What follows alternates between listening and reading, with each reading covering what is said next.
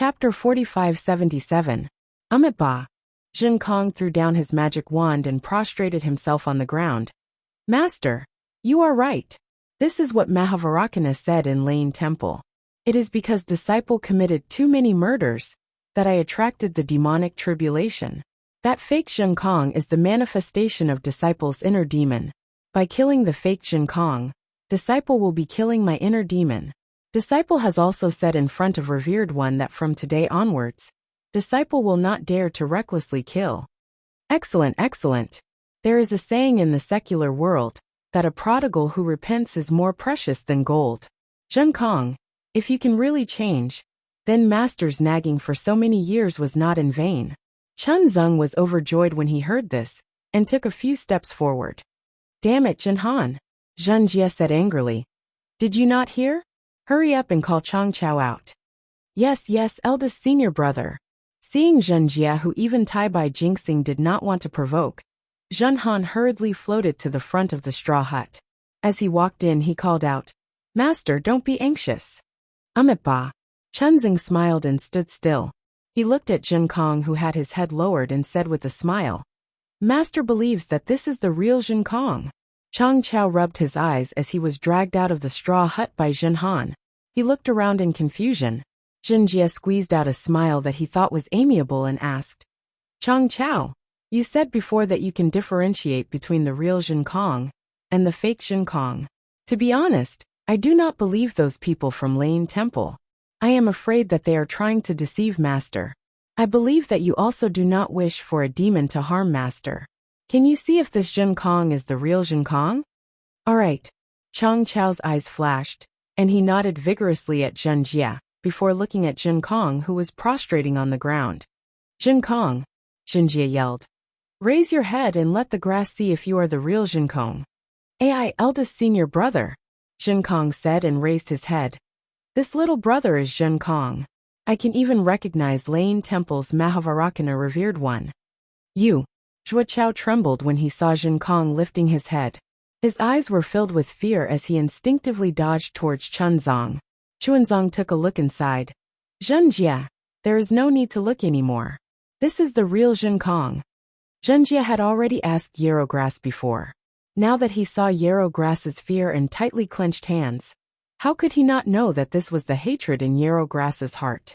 However, he still restrained his temper and asked, Chao Chao, you don't have to be afraid. If he is the fake Jin Kong, I can kill him with my rake.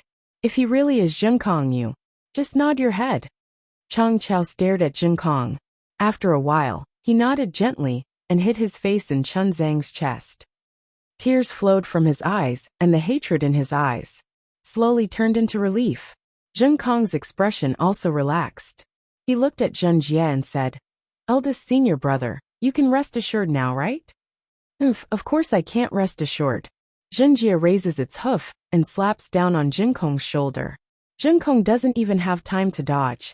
Zhen Jie curses, I was just chasing after 3 Yao Kings, and you caused me so much trouble. Can't you just let me be less worried? You actually let Tai Bai Jinxing of the Immortal Palace and Munjushri of the Thunder Temple come over. You really made me lose face. Go, why aren't you going to beg for alms for your master? Also scout the path and see if there are any demons ahead. Yes, senior brother. Jin Kong smiled and said, I will go now. Then, Jin Kong said to Chun Zong, Master, disciple got a peach for you last time. This time, disciple will get some pears for you. Then, without waiting for Chun Zong to say anything, Jin Kong somersaulted on the cloud and quickly left. Sai, people will grow up. After going through this calamity, Jin Kong finally understood. Ba, Buddhism is boundless.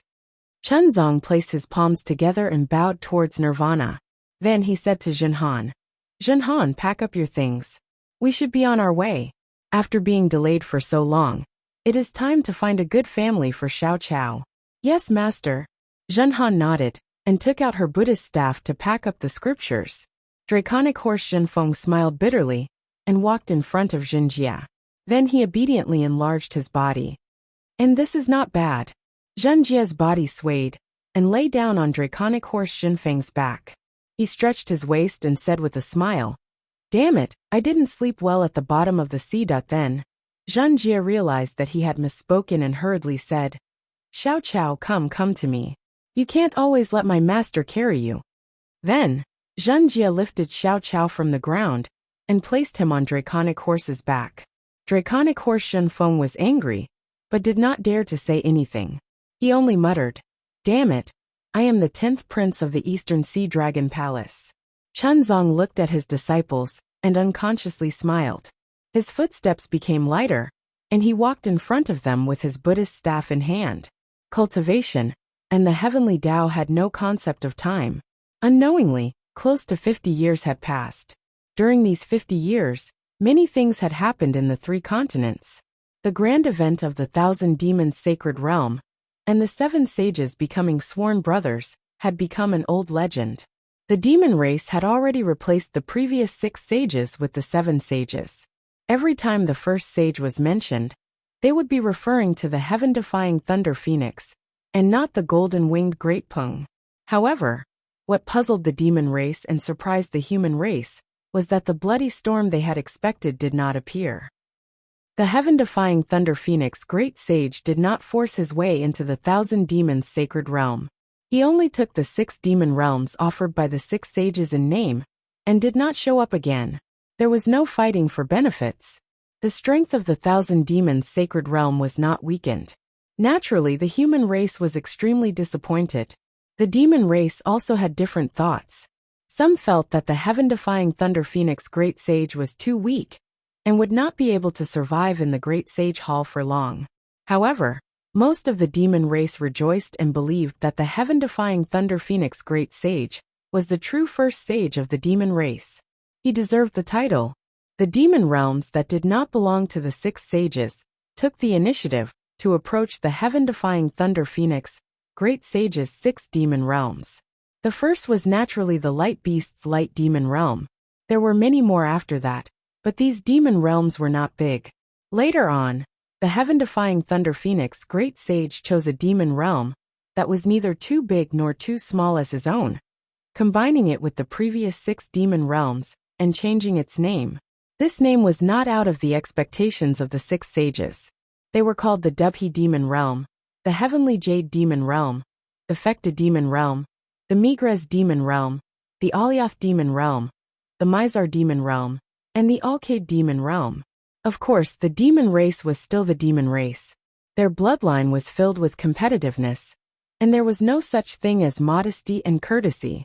After the 7 great sages became sworn brothers, there was a rare period of peace. Then, when they saw their own strength increase, they had other thoughts, and the demon realm began to fight again. There were even some demon realms close to the hidden immortal continent that had plans to encroach on the human race. However, they did not dare to carry out these plans for the time being, because there were faint rumors about the 3 demon realms in the sky-concealing ridge. The heaven-defying Thunder Phoenix Great Sage had a very good relationship with the Taoist Grand Ascension stage of the human race. No one dared to take the first step and risk offending the first sage of the demon race. However, since there were rumors, there were naturally waves. 50 years was too short. Perhaps in another 50 years, these small waves would become a big wave. The 1,000 Demons' sacred realm of the demon race was prosperous, and many things had happened. The hidden immortal continent and western paradise of the human race were not peaceful either. There were also many strange things that people talked about enthusiastically. However, among these things, there were a few that were the most famous. The first was that the literature palace of the Immortal Palace had a master. It was a literature star that no one had ever heard of before. His strength was close to a supreme realm. This literature star's name was even more eye-catching. He was directly called Wen Chu. How many humans had there been since ancient times? How many sages and literature stars had there been? Who would dare to directly use the name of the literature star? However, this Wen Chu was called Wen Chu. Moreover, not only did the Confucian cultivators not have any objections, but even the Immortal Palace did not dare to say anything. This was because Wen Chu had given the Immortal Palace the complete 5 cheese origin technique. This was the long-cherished wish of countless generations of Confucian cultivators. Finally, at this moment, they had gotten it. The Immortal Palace naturally returned the favor. They called Wen Chu an immortal master, and treated him with the respect of all Confucian cultivators in the world. At first, the 4 great clans were dissatisfied, and the 100 clans were resentful. Wen Chu did not go to the immortal palace to enter the hall of literature and music. Instead, he went to the summit of a nameless mountain to meet the scholars of the world and fight the Confucian generals of the various clans. After 10 years, he had never tasted defeat. The 4 clans did not say anything. After the immortal palace sent down an auspicious sign, they issued an imperial decree to call Wen Chu an immortal master and welcome him to the literature palace. The place where Wen Chu and the Confucian cultivators fought was called the Literature Peak by later generations. Many literati traveled thousands of miles to pay their respects. The appearance of the literature master was too sudden. Many people speculated about his identity, including the majority of the 4 clans. They believed that this was a chess piece that the immortal palace had planted long ago. The literature master was originally a disciple of the Sun clan. However, the immortal palace was at a disadvantage right now. Immortal Emperor Gaochen had no choice but to use this important chess piece against the other clans. Moreover, the Saint of All Saints had appeared in the Thousand Demons sacred realm, and the Namwamethria Buddha had appeared in the Pure Land world. The Confucian cultivators of the hidden immortal continent were already at a disadvantage. The immortal palace had invited the master of the literature Star Palace, killing 2 birds with 1 stone. Of course, what made the disciples of the various clans the happiest was that since Wen Chu was regarded as an immortal master, it meant that he was the master of all the Confucian cultivators in the world. The method of 5 Qis unification that he presented to the immortal palace was naturally the supreme scripture of all the Confucian cultivators in the world. It was no longer something that the immortal palace could monopolize. Both the 4 great clans and the 100 schools of thought could cultivate it. This was indeed extremely important for the development of the Confucian cultivators in the human race. 50 years was too short. The Confucian cultivators of the world were waiting for the 5 Qis origin technique to be announced gradually. Chapter 4578. Regarding one of the 3 continents, Nirvana, there were 2 major events, one happy and one sad. What made all the Buddhist sects in the world sad was that just as Lane Temple welcomed the arrival of Methria Buddha the world, Methria Buddha the world rebelled against Lane Temple. No one knew what had happened in the Lane Temple. The Methria Buddha, and the world-honored one, had actually brought nearly 40% of the Buddhas, Bodhisattvas, and Arhats of the Lane Temple to open another Dao field in the Shaolinglong Temple of the Great Snow Mountain. Xiaolinglong Temple was just a small and shabby temple before. Most people didn't even know that there was such a small temple in the world. Now Xiaolinglong Temple was famous again. Of course, Methria Buddha the world's place couldn't be Xiaolinglong Temple located in Snowy Mountain. Methria Buddha the world waved the wonderful tree of 7 treasures and used great Buddhist power to split open the void in Snowy Mountain. With the power of thousands of Buddhas and the faith of millions, he rebuilt a hall. Methria Buddha the world preached the essence of Buddhism in this hall every day. Although in the eyes of the Buddhas, hundreds of millions of Buddhist disciples had long divided Buddhism into 2 branches, one called Lane Temple and the other called Xiaolinglong Temple. In fact, the thousands of Buddhas in Xiaolinglong Temple understood that there was no plaque outside the hall where they cultivated. Samantabhadra Bodhisattva of Namo Buddhism had also asked Methria Buddha the world in person, but Methria Buddha the world only smiled and said, "I'm the future Buddha Lord. How can I snatch the incense of the current Buddha Lord? The cultivation of the philosophers is still in the future." Since then, the thousands of Buddhas in Xiaolinglong Temple didn't ask about this matter anymore. They only listened to the lectures every day and discussed the essence of Buddhism. The difference between Xiaolinglong Temple and Lane Temple was that Methria Buddha the world not only preached the essence of Buddhism that he had comprehended, but also led thousands of Buddhas to chant and discuss. Each Buddha and Bodhisattva could share their knowledge with the other Buddhas and discuss with each other. In Lane Temple, Methria Buddha the world preached by himself.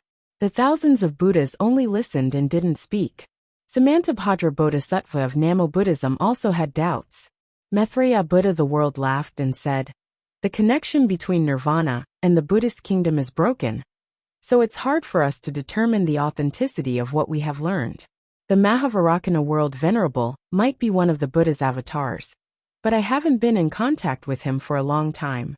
Although we have different positions and different Buddha fruits, we are all disciples of Buddha. What we have learned may be a little different, but the overall trend is correct." Although Maitreya Buddha and the world-honored one didn't say anything more, the 1,000 Buddhas already understood. They all chanted the Buddha's name, Namo Maitreya Buddha. The Buddha's aura in the entire exquisite temple became even more exuberant. Although the Shaolin temple had split up and all the Buddhas were mourning, there was no war in the Nirvana world. The Lane temple and the Shaolin temple did not have any confrontation. Rather than saying it was a sad matter, it was better to say it was a peaceful breakup. The other thing was a real happy event for the Buddhism sect. After a long and arduous journey and 50 years of hardship, Chunzong and his disciples finally entered Yu province from another route of the hidden immortal continent. After more than 270 years, the sutra seeking in bliss finally came to an end. Tens of thousands of people were once again looking forward to the end of this grand event. The end of the sutra seeking in bliss was also the beginning of the Great Integration. From then on, the golden body of Namo Maitreya Buddha could be consecrated in the Jiangqiao ridge of the town of immortals. The scriptures and doctrines of the Confucian cultivators could also be taught in the Nirvana world. The Immortal Palace and the Lane Temple could no longer interfere with the hidden immortal continent and the Nirvana world on the surface. As for the sutra seeking in bliss after the coast of the East Sea, it did not go as smoothly as Zhenjie expected. In addition to the abrupt appearance of the 2 demon kings of the 1,000 Demons Sacred Realm, there were also more and more Confucian cultivators who came out of nowhere. As a result, the Immortal Palace did not need to arrange any more tribulations. These troubles had already caused Zhenjie, who had always been lazy, to complain incessantly. However, the Confucian cultivators of the human tribe had an advantage over the great demons of the demon tribe. Although they took action, they would never eat Chunzang's body as an elixir of immortality. They would never endanger Chunzang's life. At most, they would only threaten him. In the face of these threats, Chunzang only recited the sutra and treated them as nothing. The human tribe Confucian cultivators were helpless and could only vent their anger on Chunzang's disciple. Zhen Han was a member of the Immortal Palace, so the Confucian cultivators would not make things difficult for him. Dragon Horse Zhenfeng was from the East Sea Dragon Palace. Although the Confucian cultivators wanted to deal with him, he kept saying that he was the 10th prince of the East Sea Dragon Palace. The Confucian cultivators could only believe him and not believe him. As for Zhenjie, his strength was close to the 9th level of origin energy. Even the sage of literature was not his match, let alone an angry martial grandmaster. Therefore, the most unlucky one was Zhen Kong. After Zhen Kong experienced the real and fake Zhen Kong, Chunzong saw a huge change in him. Of course, this change happened slowly, and without arousing Chunzang's suspicions. He still faced these difficulties with the devil wand.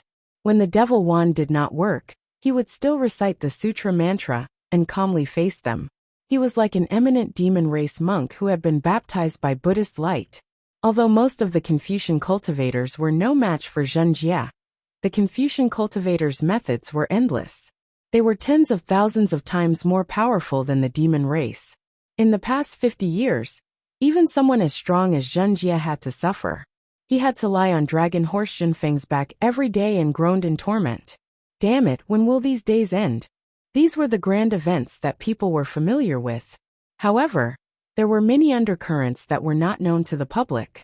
One of them was the Fortune Gate in the soaring Dragon Mountain Range in the Yu province. When the Confucian, Buddhist, and demon race were at their peak, the Taoist sect was also rapidly rising. Royal Highness Lan led hundreds of thousands of Taoist sect's troops to step into the 1,000 Demon Sacred Realm and annihilate a demon realm expert. After killing many greater demons, he crossed the northern and eastern seas and returned to the soaring Dragon Mountain Range in a high-profile manner. From then on, the Fortune Gate openly appeared in the hidden immortal continent and no longer feared anything. After the Immortal Palace's Lunar Temple's expedition to the soaring Dragon Mountain range was defeated, they did not send any more troops to annihilate the Fortune Gate. Maybe because 50 years was too short, the Immortal Palace did not have time to send troops, or maybe Immortal Emperor Gauchen had other plans. However, after the Fortune Gate's disciples cleared the mysterious Yellow List, the mysterious Yellow Order's experts began to surround the soaring Dragon Mountain range. However, the mysterious Yellow Order's encirclement was different from the Immortal Palace's. They did not organize a large-scale battle, but instead sent out hunting experts to kill the Fortune Gate's disciples. Naturally, the Fortune Gate was not to be outdone. They also sent out disciples to hunt down the mysterious Yellow Order's experts. There were many battles between the two sides, and both sides had their own victories and losses. In the end, the mysterious Yellow Order's experts were angered and sent out an 8th grade Origin Force literature saint to hunt down the Taoist sect's disciples. The first person to encounter this literature saint was Wang Bianfei. Even someone as strong as Wang Bianfei was almost killed by this literature saint.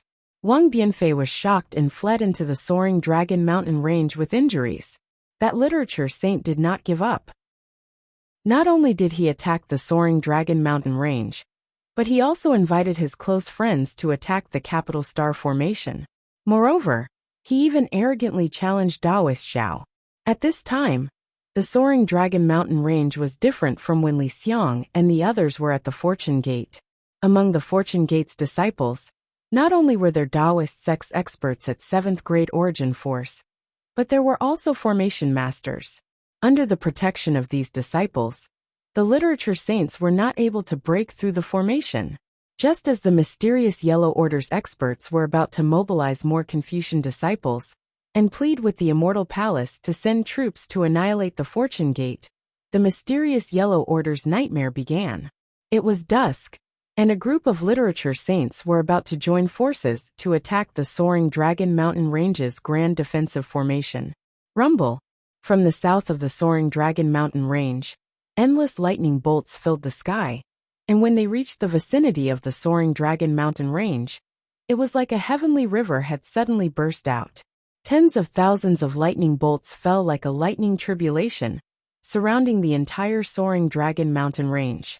The group of literature saints was shocked, and they thought that Xiao Hua had returned. They desperately resisted and tried to escape. Unfortunately, the several thousand li radius of the soaring Dragon Mountain Range was sealed by lightning. No matter how hard these literature saints struggled, they could not escape. Of the 40-plus literature saints with 8th grade Origin Force cultivation, 23 were killed by the lightning bolts, and the rest were seriously injured. As a 10,000 zhang tall lightning giant appeared in the sky, the surviving literature saints finally understood that the one who had returned was not Taoist Xiao, but the lightning Taoist. Since the lightning Taoist had returned, Wang Bianfei and the others led their troops to kill. Not only did they kill the remaining 20-plus literature saints, but they also killed the several 100,000 mysterious Yellow Order subordinates who had besieged the soaring Dragon Mountain Range. This battle dyed the soaring Dragon Mountain Range red with blood.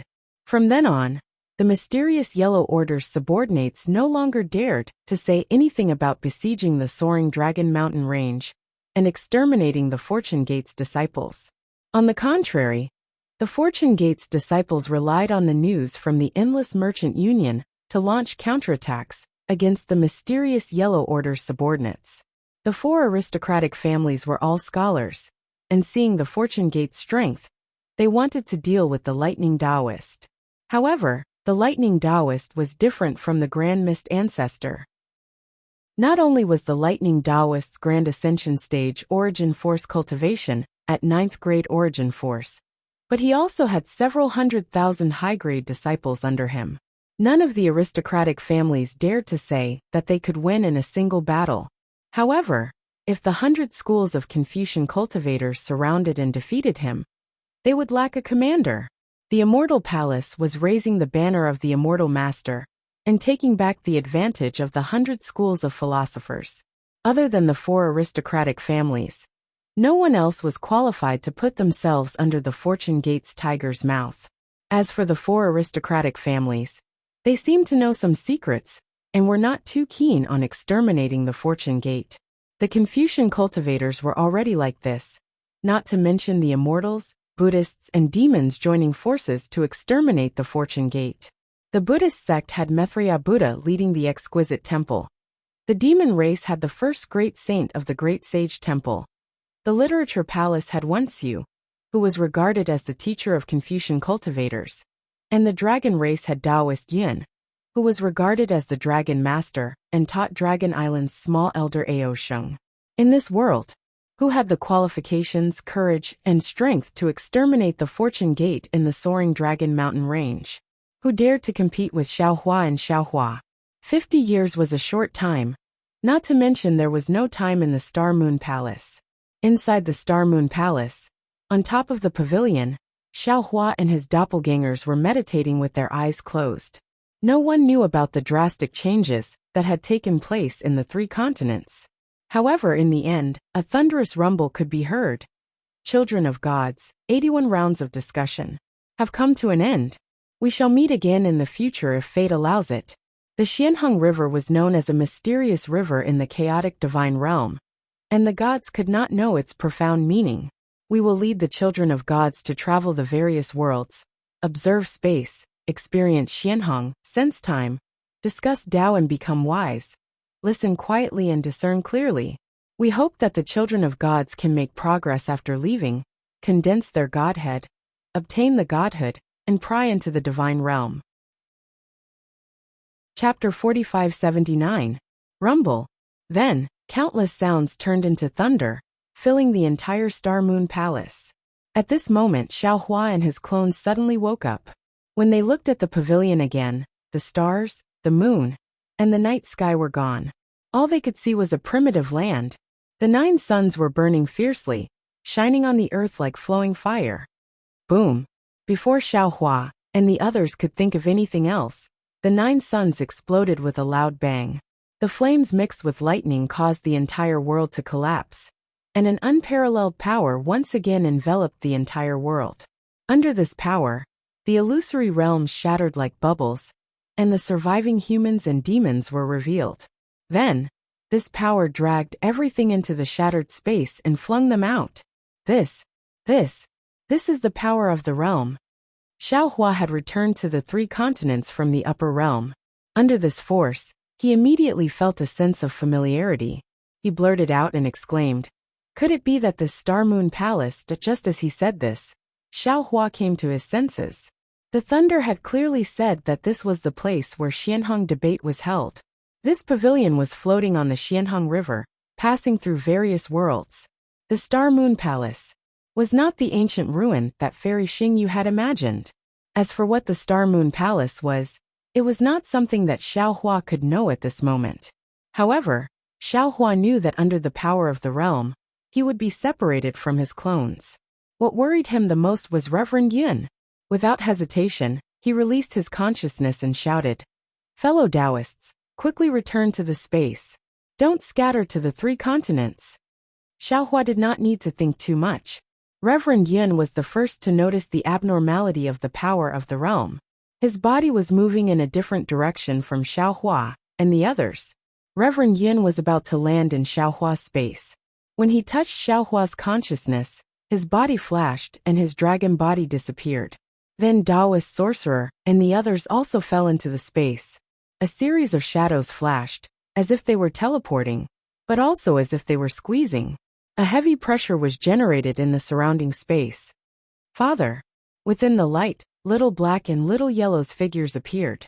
Although these shadows were either stretched into long strips or squashed flat, little yellow's voice still resounded in Xiaohua's heart. Xiaohua was overjoyed, and hurriedly sent them into his space. After keeping the 2 little dragons, Xiaohua saw Ao Sheng, Ao Zhan, and the rest of the dragon race, but he did not try to keep them away. It was so much so that at the moment when the light figure was finally annihilated, Xiaohua actually saw an unfamiliar face. This face was very imposing, and his temperament was even more graceful. A kind of aura of a leader uncontrollably flowed out from between his brows. Grand Mist Ancestor. Although Xiaohua had never seen the Grand Mist Ancestor's true face, he already knew that this person must be the Grand Mist Ancestor.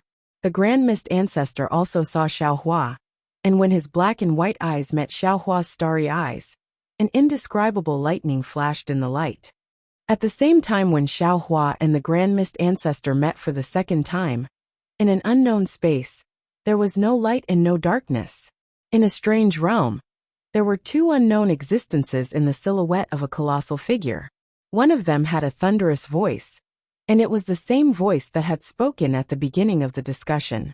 This voice asked, "Jing, this discussion seems to be a little inappropriate. Alright, Daddy knows that there is indeed something strange. The place where the dragon god of a certain dragon world is located, there is no trace of the dragon god. Instead, there is an extremely weak aura. Moreover," the thunderous voice interrupted Jing's words, and it laughed. "Presumably, the dragon god has lost the qualifications to participate in the discussion, and some lucky divine fetus has obtained good fortune." There were many such things in Xianhong's discourse. After all, the Xianhong River runs through countless realms, be it the chaos divine world, the primordial immortal world, or the mortal world. In this Xianhong discussion, the treasured boat is casually roaming along the Xianhong River. Who knows how much dust it has created, and how many divine seeds have fallen. This is the fortune, this is the heavenly Tao, this is the divine relationship. This divine fetus seems to be different, but this disciple does not dare to break the rules and pry into the discussion seats. I do not dare to use my divine ability to travel through space. And don't worry about it. The thunderous voice replied. Those who are fated to learn of it, those who are not are killed. This is the Tao of fate. Also, Jing hesitated again. What's wrong? The thunderous voice was displeased, and it asked urgently. Disciple asks master to punish me. Jing's voice became softer. Oh, don't tell me. At this point, Lei Lei understood what was going on. He couldn't help but be furious. Damn, why didn't you report the damage to the treasure ship? Since you didn't report it, why didn't you repair it earlier? Now the chi of the chaos divine world flows into the mortal world from the treasure ship. Do you know how many lives will be lost? Disciple naturally did not know that the treasure ship was damaged, and the damage was too small. Disciple really did not know. It was only when Disciple noticed that there was something wrong with the dragon god's seat that I realized it. It was already too late to check. Alas, the thunderous voice heaved a long sigh and was about to speak, but suddenly he was stunned and laughed. So that's it. This chi is actually like this. The heavenly Tao, oh heavenly Tao, is really unpredictable. Even with my ability, I almost forgot myself. If so, Jing, not only is she not at fault, she has done a meritorious deed. Really? Master? Na Jing was very happy. Unfortunately, you have involved another karma. You are going to face the tribulation yourself. Hee master, if I have to face the tribulation, then so be it. Who is afraid of him? Don't say more. Go and repair the treasure ship. That thunderous voice said. I don't know when Xuanhong's law discussion will be held again. Mortal things. I'm afraid that in the future, you won't have the chance to peek into the heavenly Tao. Yes, master. Jing said happily and left the indescribable space. As for the other existence, the huge silhouette did not move for a long time. As if it was thinking and also as if it was taking a nap. Xiaohua did not know what was happening outside the space. He saw the illusion overflowing, only to feel his body lighten, and the stars in front of him were even more brilliant. This is... Xiaohua stared blankly, feeling the gentle caress of the night wind around him. He really felt as if he was in a dream. He let out a low groan. He really couldn't tell if this place was the Star Moon Palace, or the Three Continents. Xiaohua was not in a hurry to release his divine sense. Instead, he closed his eyes and restrained all the senses in his body. After the time it took to brew a cup of tea, he slowly released it. The night breeze was like a lover's whisper. The moonlight was mixed with the chirping of cicadas. The willow branches raised in the wind were like the charm of the night. Waves of frogs croaked in the distance, and the occasional dog barks decorated the night. Cough cough. The old man's cough, which had not been heard for a long time, added a human atmosphere to this tranquil night. Phew! Xiaohua was completely relieved. Then he took a deep breath. The fresh fragrance of the earth and the rich smell of the rice field made Xiaohua's heart feel at ease. I Xiao have returned to the 3 continents in the end. Rumble. Unfortunately, before he could finish sighing in relief, a burst of lightning and thunder came from the void. The indescribable power of law fell on Xiaohua like a fishing net, not giving him any chance to dodge at all. It fell into his body. At the same time, a faint heavy pressure fell on Xiaohua's Naiwan Palace, middle dantian, small dantian, and even his physical body. Moreover, the surrounding space also produced an indescribable rejection at the same time. It pounced on Xiaohua like a tide, making him feel extremely uncomfortable. Damn it! Xiaohua frowned. He hurriedly waved his hand and took out a palm-sized jade talisman. It was the coarse grass talisman that Suji had personally refined. Xiaohua urged his magic power. The coarse grass talisman emitted a very gentle brilliance. A mist-like restriction was released from the coarse grass talisman and slowly fell on top of Xiaohua's head. Shua! Xiaohua felt a kind of coolness fall from the top of his head and pass through his body. After being imprisoned by the power of law, some of the immortal spiritual energy that still conflicted with the space of the 3 continents disappeared. The previous heavy pressure and rejection completely disappeared. This coarse grass talisman is really useful. Xiaohua nodded. Senior Su refined a lot of them, but he didn't use them much. Now this Xiao has benefited from them. Xiaohua checked his body. There was no abnormality. Then he looked around again. Xiaohua's figure was originally standing in midair. After looking around, he saw that there were paddy fields all around him.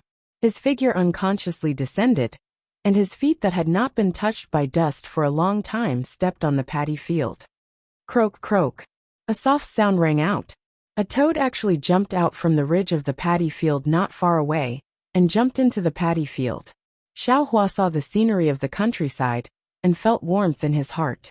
He squatted down very naturally and stretched out his hand to lift up the rice ears in the paddy field, carefully examining them. He saw that the rice ears were quite plump. Although the color was still a little green, the fragrance of the rice was already coming out from the grains. Xiaohua pinched one out from the rice ears and twisted it in his hand. Drip drip. A few grains fell out. Xiaohua put these grains into his mouth and bit down with his white teeth. Green juice seeped out from the grains, and an astringent bitter fragrance seeped into Xiaohua's mouth. The mellow fragrance that he was more familiar with than spirit herbs or spirit wine immediately filled Xiaohua's heart. This year will definitely be a bumper harvest. Xiaohua's face revealed a smile. It was a smile that was even more satisfied than his harvest in the Star Moon Palace. Who is it? At this moment, the light of an oil lamp came from the ridge of the paddy field in the distance, and a slightly aged voice sounded. Xiaohua smiled and stood up from the ridge of the paddy field. He raised his voice and said, "Senior, I was passing by here. I saw that the rice in the field was growing very well, so I couldn't help but stop to take a look." Chapter 4580. Walking along the ridge of the field was an old farmer in his 60s. The old farmer wore a short shirt and held a pipe in his left hand and an oil lamp in his right. The old farmer's back was bent, but his footsteps were still hale and hearty. Oh, so it's a young man. Seeing that Xiaohua was only in his 20s and was handsome with an indescribable temperament, the old farmer couldn't help but feel close to him. He smiled and asked, "It's already so late. Why don't you hurry and find a place to stay? What's the use of looking at the rice in this field?" "Hee, this is your field, right?" Xiaohua smiled and said, "Congratulations, this year is another bumper harvest." When the old farmer heard this, he couldn't help but show a sense of pride. However, there was also a hint of bitterness in his pride. He said casually, "Sai, it's nothing. I just collected 3 to 5 more bushels." 3 to 5 bushels? Xiaohua smiled and looked at the paddy field nearby. He said, "I see that the paddy fields nearby are all growing well.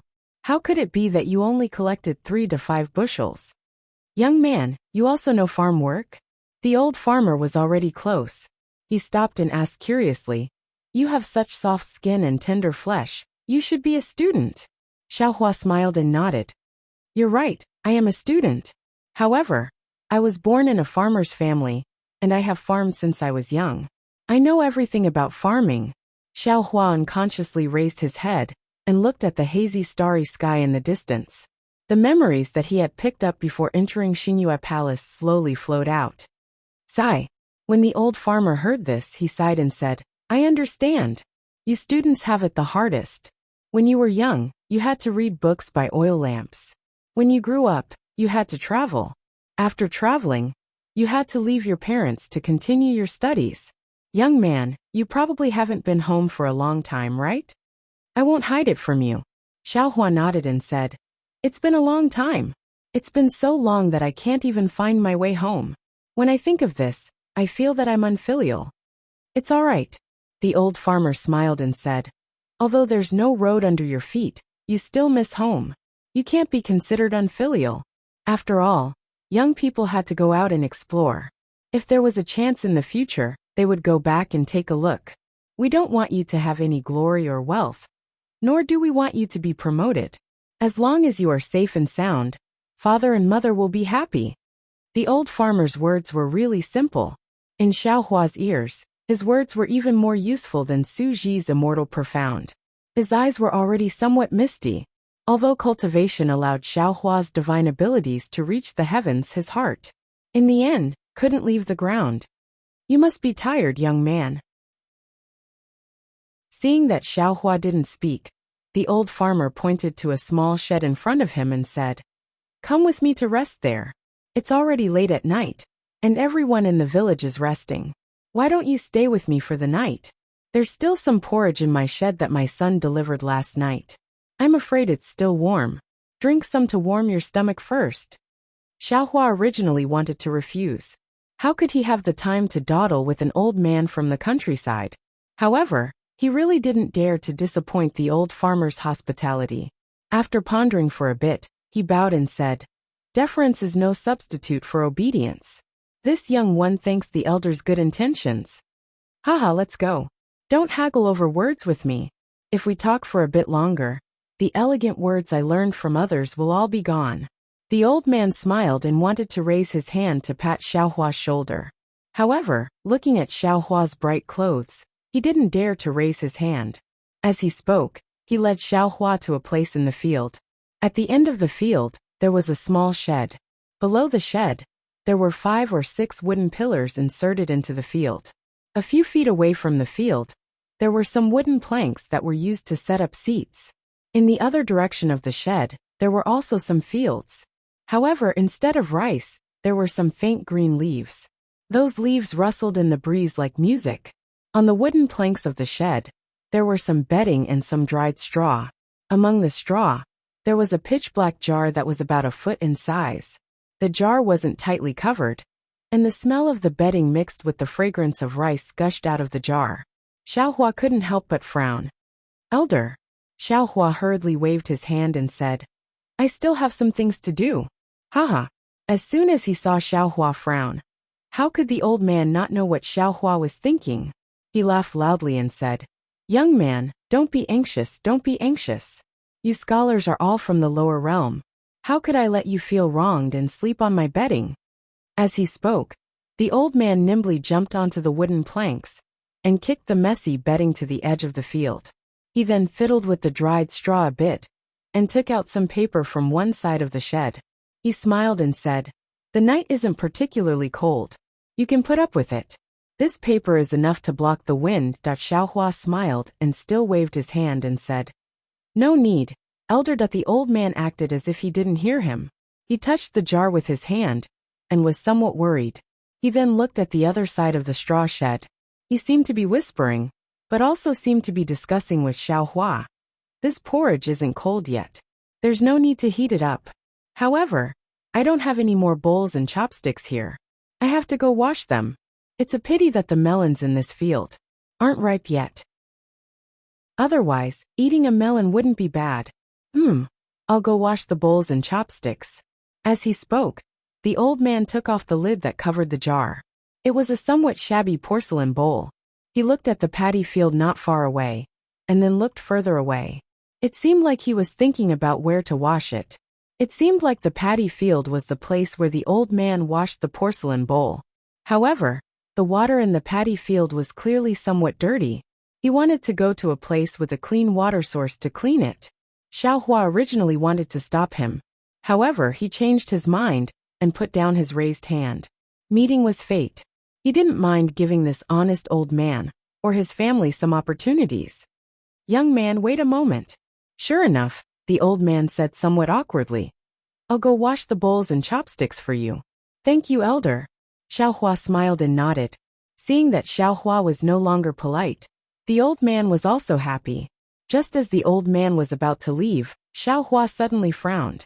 He raised his eyes and looked at a corner of the night sky. It seemed like something had happened there. Damn it. Xiaohua suddenly cursed in a low voice. With a flick of his finger, several golden threads fell into the void and disappeared. Then, Xiaohua said to the old man, Elder, there's no need to be so troublesome. When this young man passed by the village in front, he already ate some things. Right now I'm not hungry. Moreover, this young man also brought some jujubes with him. Come, elder, you should also have a taste. As he spoke, Xiaohua reached into his bosom to take some jujubes. The old man laughed and immediately exposed Xiaohua's lie. Young man, don't try to deceive this old man. If you ate at Jiuzhao village at night, how could they let you out? No matter what, they would have to let you stay for a night. My Xiao Empire's people have an unwritten rule. As long as they meet a wandering disaster victim, they must do their best to help. Not to mention a traveling scholar like you. Xiao Empire? Xiaohua was stunned and asked curiously. Which Xiao Empire? It's the Fiend God Blood Pool. Speaking up to here, Xiaohua first laughed. This old man was a country bumpkin. How could he know about the Fiend God Blood Pool? Unexpectedly, the old man actually answered and said proudly. Naturally, after the Fiend God Blood Pool disappeared, Daoist Xiao spread the good seeds and created the Xiao Empire. Young man, don't tell me you don't know Yin Province's most famous Xiao Empire. Sigh. Xiaohua sighed and replied. Elder, you don't know. Actually, this young man is lost and doesn't know where he is going. Hehe. It's about the same as what this old man thought. If you didn't get lost, how could a scholar without the strength to truss a chicken walk alone at night? You should rest at this old man's place for a night. Tomorrow, I'll let my eldest child help you find a book boy. The old man laughed very honestly. Although he already had some doubts, he didn't say it until now. Obviously, he was protecting a scholar's self-esteem. Xiaohua's heart warmed. He hurriedly took out a handful of spirit dates from his bosom and said, Elder, you really don't need to wash the dishes. This young man met a senior a few days ago. He gave this young man some immortal dates. If you don't believe me, you can try it. Just eat one, and you won't be hungry for a day. Fresh dates. How can there be any fresh dates at this time? Oh, immortal. Immortal dates. The old man first thought that Xiaohua didn't want to trouble him. But then he realized. When the fragrance of the immortal dates floated over, he couldn't help but be startled. He hurriedly waved his hand and said, Young man, this kind of immortal item. You should carefully keep it. Don't take it out so easily. It will bring disaster. It's fine. Xiaohua smiled and said, This young man has always been careful. If it wasn't for Elder's concern for this young man wouldn't dare to take it out. As he spoke, Xiaohua walked to the front of the shed, stepped on the wooden plank, and sat down cross-legged. He raised his hand and said, Elder, come and try it. Hehe, okay. The old man didn't hold back and agreed. He stepped into the paddy field and washed the porcelain bowl and chopsticks that still had some rice grains in it. He then walked back with a smile. After putting away the bowl and chopsticks, the old man sat on the wooden plank of the shed. His feet that were dripping with mud dangled outside the plank. The old man sat down and carefully picked up a spirit date from Xiaohua's hand. He smelled it and gently bit a small crescent moon with his teeth. Then he chewed it a few times. The old man didn't bite much, so how could he chew it? However, the fragrance still filled his mouth and nose, and a warm current flowed into his throat. It really is an immortal item. The old man's eyes were filled with surprise. He carefully put the spirit date that he bit a bit into his bosom. Needless to say, the old man took the spirit date and naturally left it for his family. Xiaohua didn't ask him if it was for his wife, his children, or his grandchildren. He simply put all the dates in his hands on the wooden plank and said with a smile, "Elder, you can eat it yourself. There are still so many here. You can take them all." Chapter 4581. How can this be? The old man was a little embarrassed, but looking at the spirit jujubes, he couldn't bear to part with them and muttered, "You still have to eat them yourself." "It's all right." Xiaohua smiled. "This Xiaosheng's guards still have some. When Elder's eldest child sends this Xiaosheng back tomorrow, won't this Xiaosheng have something to eat? Then this old man won't be polite." The old man carefully hid the spirit jujubes in his clothes. There were more than 10 of them. In the end, the old man looked at the remaining 2 spirit jujubes on the wooden plank and gave them to Xiaohua. He said with some unease, "You should take these too, if you can't find your guards tomorrow." "Okay." Xiaohua didn't refuse and accepted the 2 spirit jujubes. He asked, "Elder, this Xiaosheng has actually heard of the Xiao country. Although this time I didn't come to the Xiao country specifically to travel, I still had the intention to take a look. After all, this is a paradise opened by a Dao sect cultivator. In this Xiaosheng's eyes, this is inconceivable. Elder, can you tell the Xiao country to this Xiaosheng first?" "Okay." The old man nodded and took out the tobacco from his waist. As he stuffed tobacco into the tobacco, he said, "Actually, this old man's original home wasn't here." Xiaohua sat cross-legged in the straw hut with a smile on his face as he listened to the old man's story. He then released his divine sense to check the Xiao country's situation. It wouldn't have mattered if he didn't look, but when he looked, Xiaohua's brows furrowed slightly. But it was only a moment before Xiaohua smiled again, because in his divine sense, not only did he see something he didn't like, he also saw Ao Sheng, Xiong Yi, and more than 10 Fortune Gate disciples. Xiaohua used a divine ability to give a few instructions, then withdrew his divine sense, and focused on listening to the old man's story. What the old man said at the beginning was similar to what Xiaohua knew, but in the end, Xiaohua was a little surprised, because according to what the old man had said, the current Xiao Empire didn't have any Taoist Empire or Confucian Empire. However, at the borders of the Xiao Empire, there were many small Taoist empires that had sprung up. These Taoist empires were constantly encroaching on the borders of the Xiao Empire. In the past 40 years, many lands had already been incorporated into these Taoist empires. The farmers who were originally farming on these lands were either incorporated into the Taoist empires or forced to search for land in the Xiao Empire. Of course, there were even some who lost their homes again. This Xiaohua. Xiaohua sneered and thought to himself, there are only 2 origins of this Dao sects. One is the Grand Mist ancestors' subordinates. They want to get a share of the Xiao country. However, these Dao sects are only a small part. The majority of them have other origins. They must be the disciples of the 100 schools of thought. They don't dare to openly defy the 4 great families. It's the orders of the sage of literature from the other families. Instead, they support some puppet Dao sects to do shady business. Sigh. In the end, the old man sighed. He looked into the distance and said, "The border of the Mo country is only a few hundred li away from our village. Perhaps it won't be long before our village is occupied by the Mo country. I heard that the king of the Mo country is very domineering. Anyone who joins the Mo country has to pay a heavy tax. Previously, there were many people who voluntarily joined the Mo country, but now they are regretting it. Some of them escaped. However, the land in the Xiao country already belongs to someone. When they return, it's inevitable that there will be some fighting. A few days ago, there was even a fight." "Old sir." Xiaohua nodded. He pointed at the place where his divine sense had swept and asked, "Previously, when this Xiaosheng came from there, I saw many people flying in the sky. They used spells to throw some huge rocks and soil into the paddy field. Is this the Mo country's way of seizing land? What a sin." When the old man heard this, He couldn't help but reveal a regretful expression.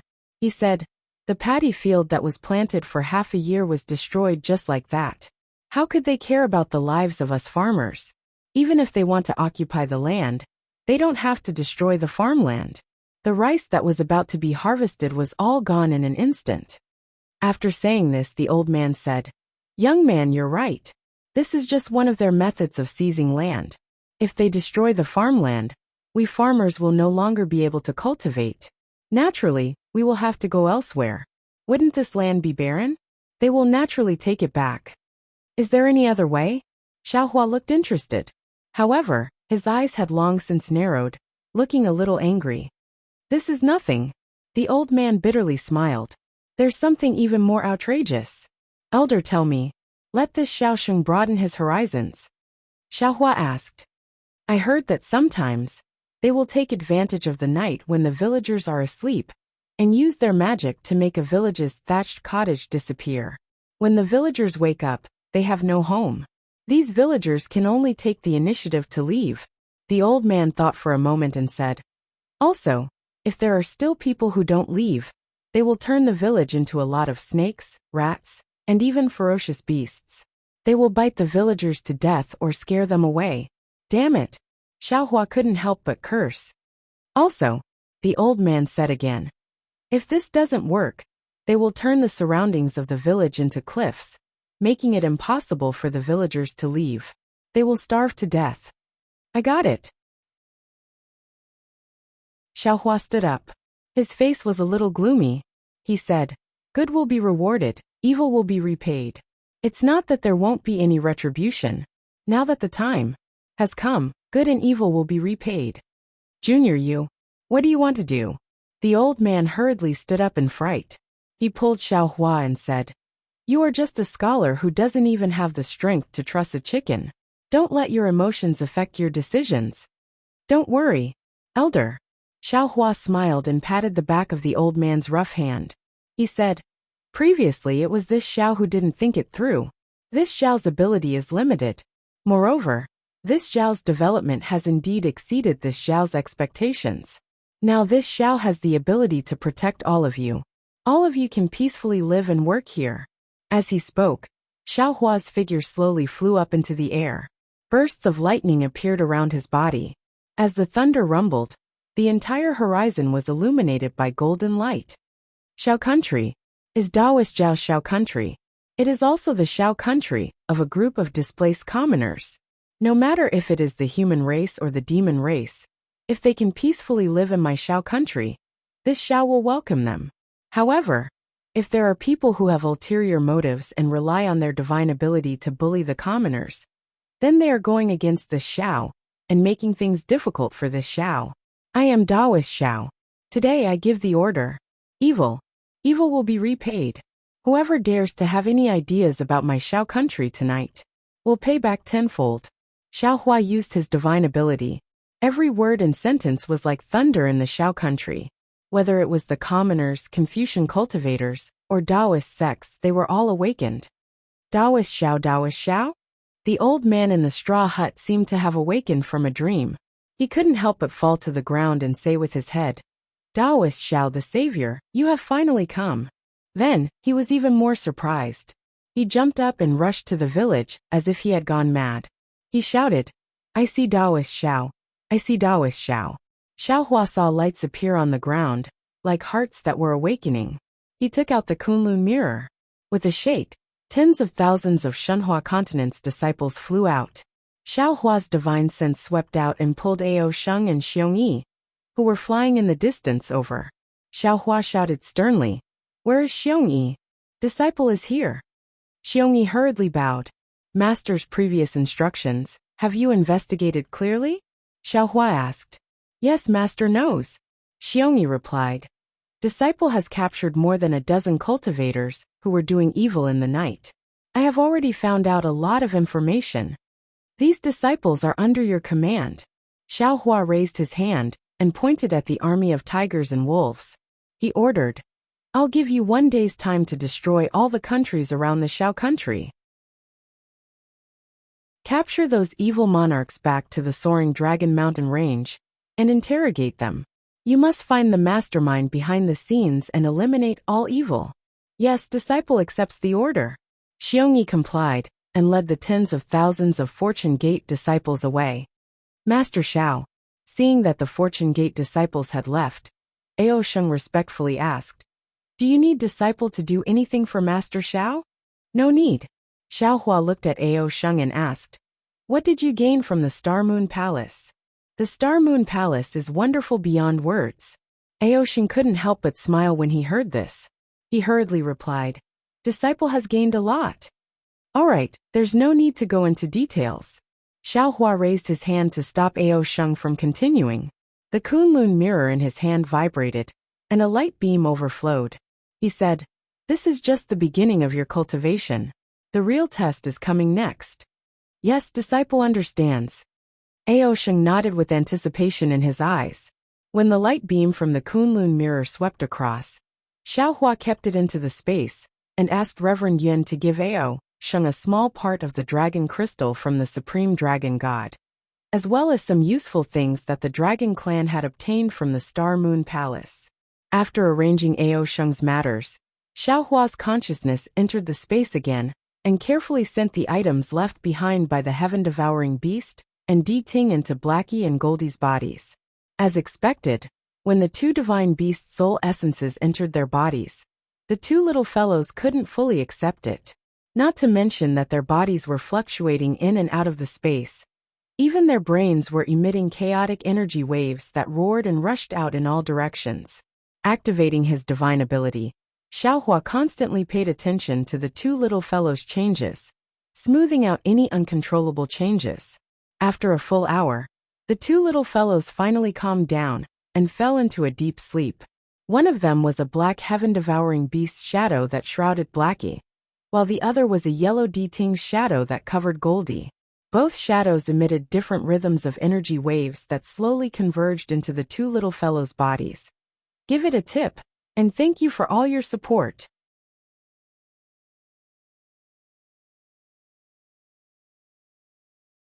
Most of these disciples stood beside Li Xiang. On Lanlan's side, other than a few golden core disciples, there were also a few spirit-severing disciples. These disciples didn't have any arrogance on their faces, nor did they show any special respect. As for the Thunderbolt Immortal, Fujiwen, and the other inner disciples, they weren't in the Fortune Gate Palace. At this time, Lanlan's cultivation had already surpassed Li Xiang's, approaching the late nascent soul stage.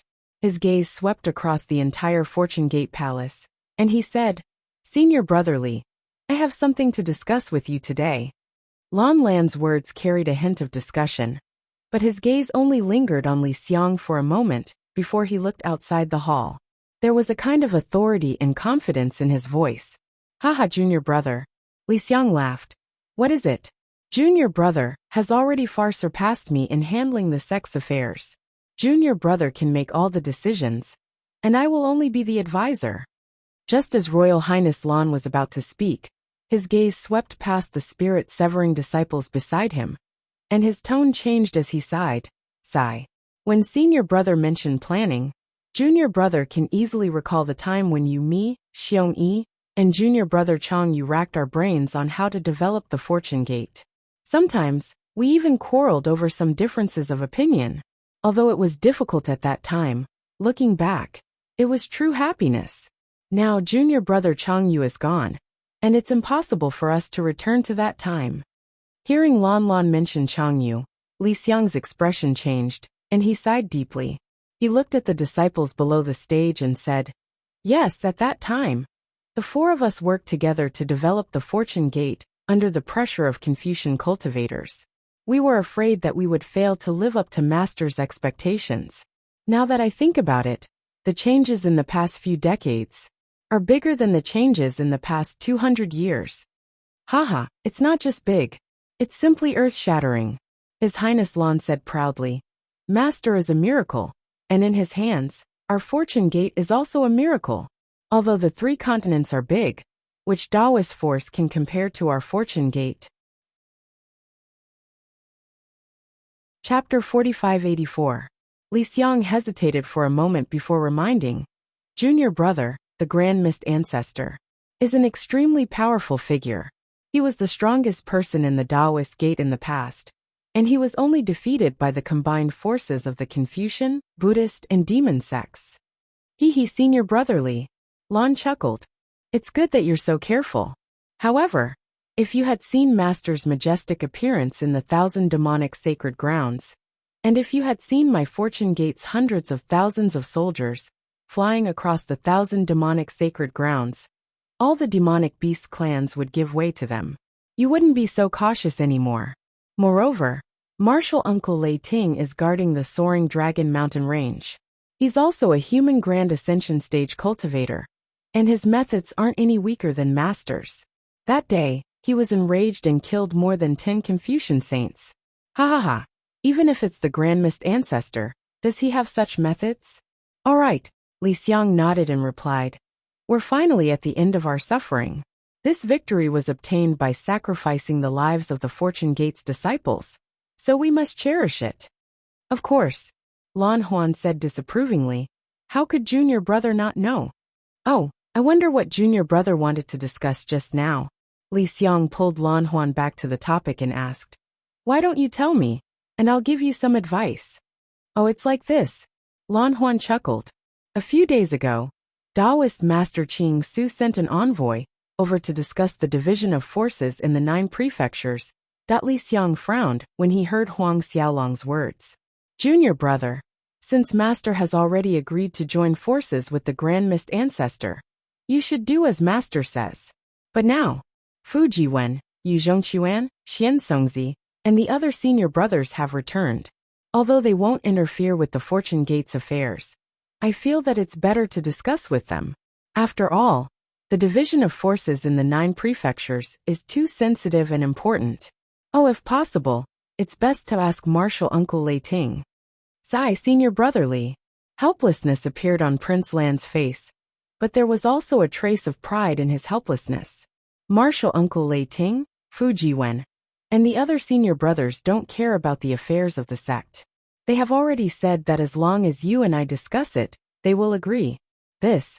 Li Xiang hesitated for a moment before persuading Huang Xiaolong. Junior brother. Elder brother has something that I've always wanted to tell junior brother. Since we're talking about cooperating with the Grand Mist Ancestor, elder brother has to remind junior brother.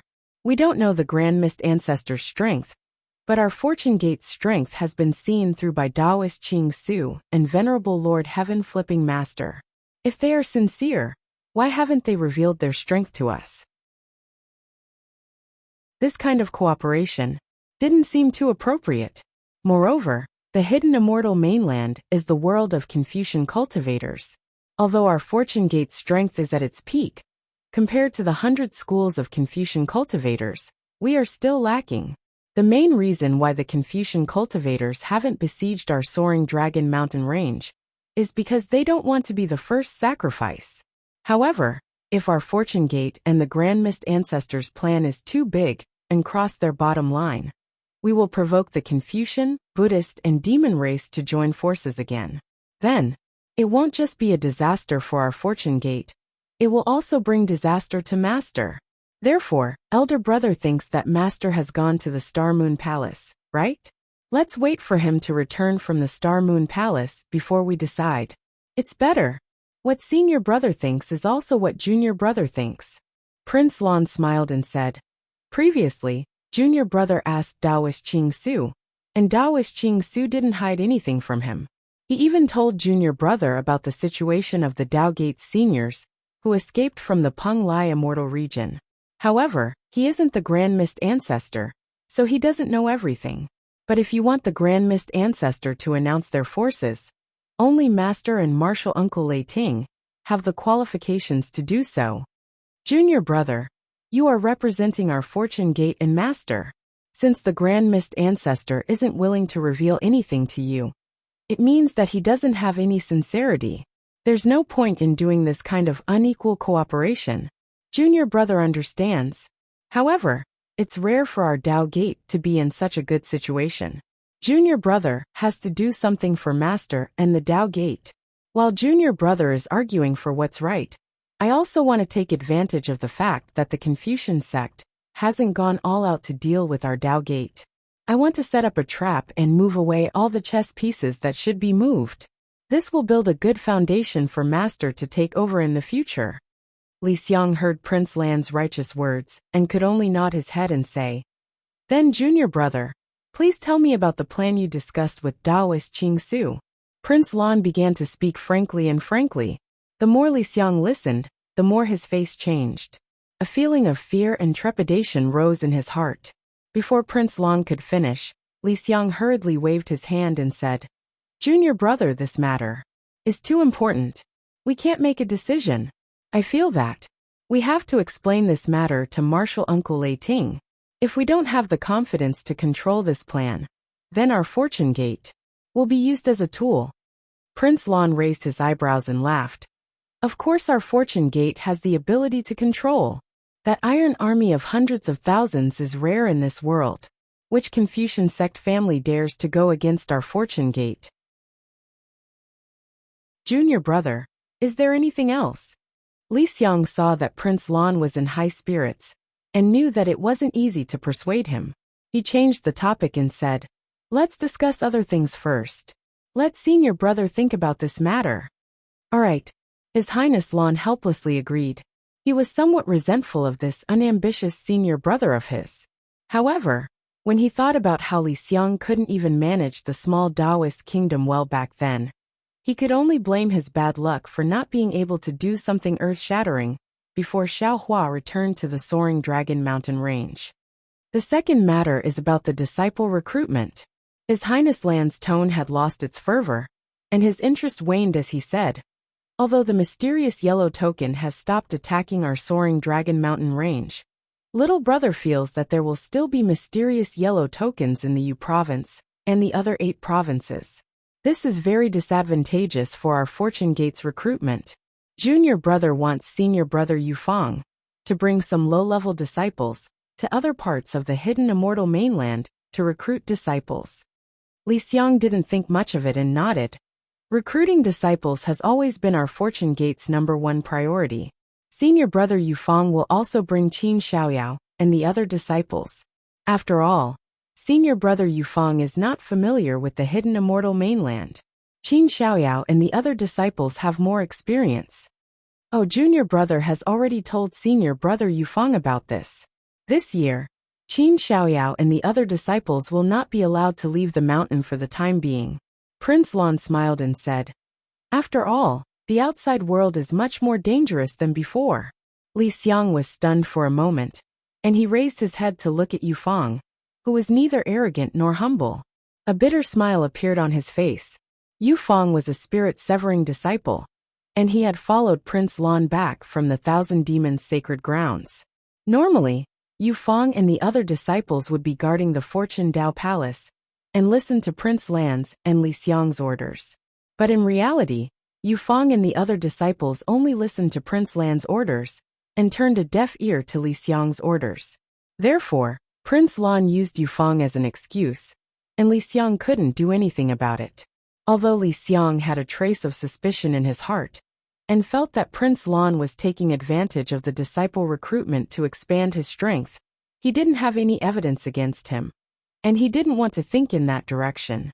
"All right, since junior brother has already made up his mind, then we'll do as junior brother says." Li Xiang smiled. "We're all working hard for the development of the Fortune Tao Palace. Senior brother is willing to support you unconditionally." "In that case, many thanks to senior brother." Prince Lan smiled proudly, and then looked at the Fortune Tao Palace in high spirits. In the past 50 years, he had made decisions in the Fortune Tao Palace more than once, and he was already used to the feeling of being able to act freely. "Disciples." Suddenly, a thunderous voice resounded in the sky above the soaring Dragon Mountain range. "Taoist Xiao is back. Open the mountain-protecting Grand Array and line up to welcome him."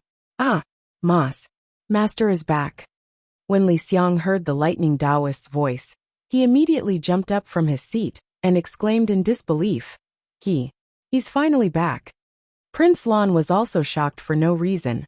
When he came back to his senses, He looked at the jubilant atmosphere in the Fortune Dao Palace, and he felt as if he had been pushed down from the clouds into the abyss. His face was filled with ecstasy as he shouted, "Yes, yes!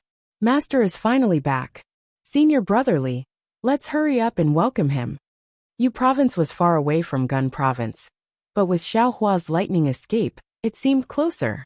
Before the soaring dragon mountain range appeared in Xiaohua's divine sense, the lightning Taoist's voice sounded in his mind again. "Haha, fellow Taoist, you're finally back. What did you gain from the Star Moon Palace? Why don't you guess?" Xiaohua was also happy, and he replied in his mind with a smile. "TCH, is there a need to guess?" The lightning Taoist said disdainfully, "Fellow Taoist, you didn't even let go of a copper coin. This Star Moon Palace must have been completely plundered by you, right?"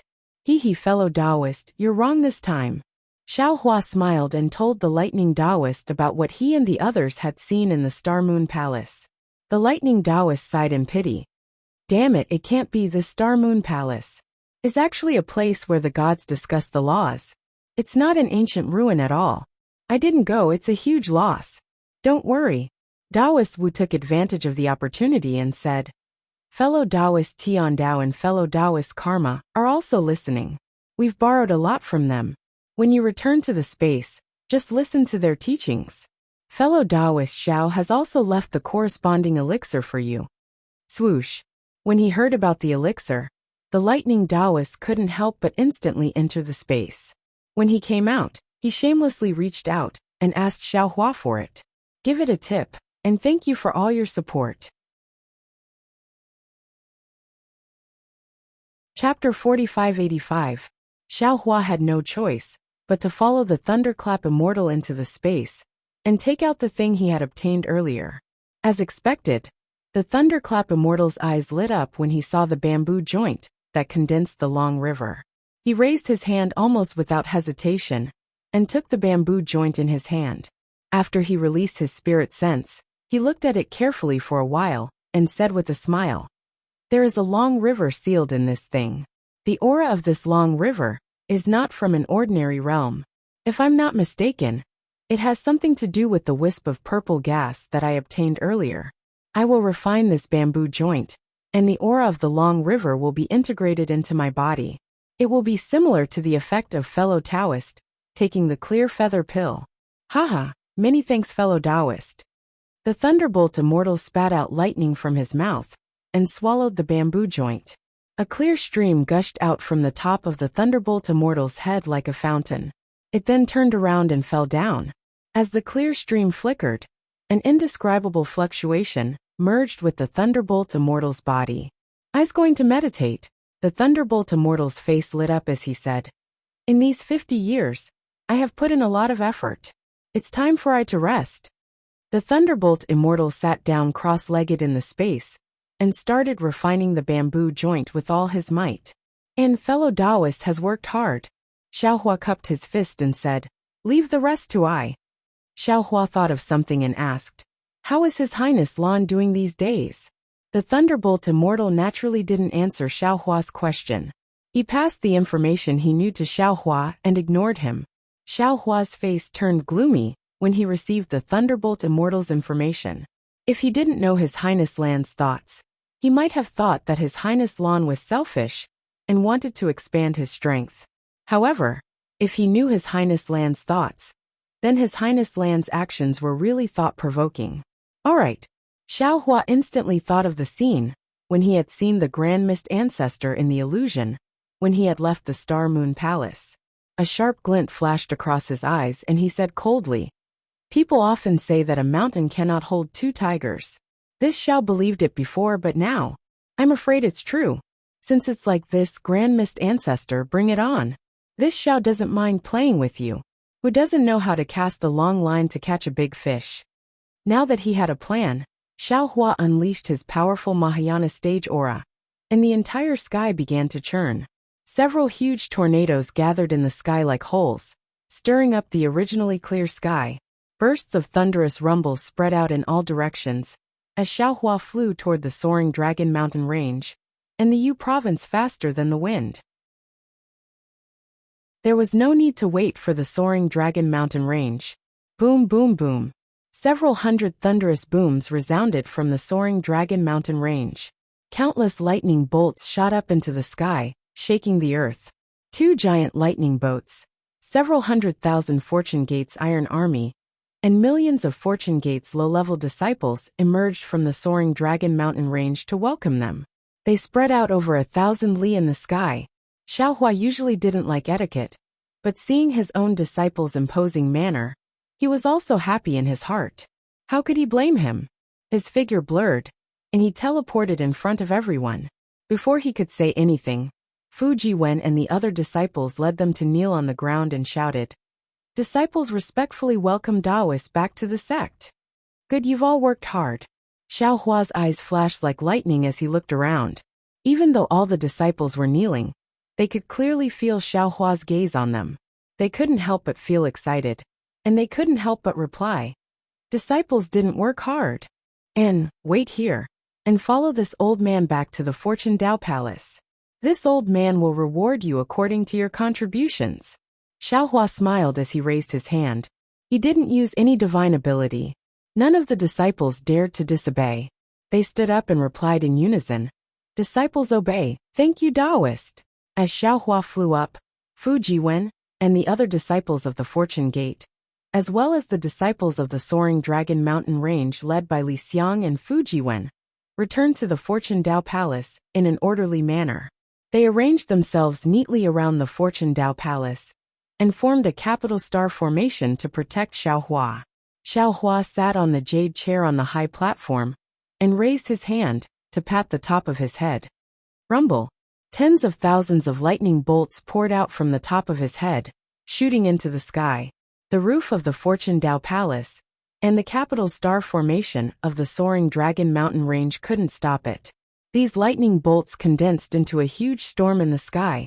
Not only did it shine brightly, but it also pierced through the clouds. The sound of thunder that could vanquish all evil even enveloped the sky for tens of thousands of li. The lightning storm spewed out from the top of Xiaohua's head, and after it flowed in the sky, it slowly entered Xiaohua's body. It flowed endlessly, and Xiaohua's voice resounded in the lightning storm. Xiansong Zi, Daoist Jing Ting, Wang Baifei, Yuzhong Chuan, and Chang Yuan, listen up. Disciple is here. The 5 of them didn't dare to delay, and they hurriedly stepped out and bowed respectfully. Each of you will lead 50,000 Fortune Gate disciples, and split into 4 directions. Head to the 3 continents to welcome the Fortune Gate disciples coming out from the Star Moon Palace.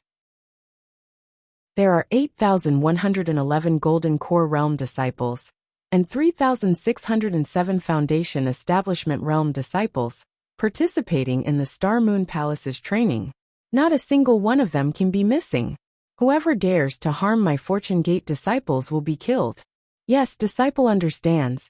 Xiansong Zi and the others immediately stood up and led the 200,000 disciples out of the soaring Dragon Mountain range, heading to the 3 continents' 4 directions. It wasn't just Xiansong Zi and the others. Even the other disciples, who had flown far away, turned their heads to look at the clouds.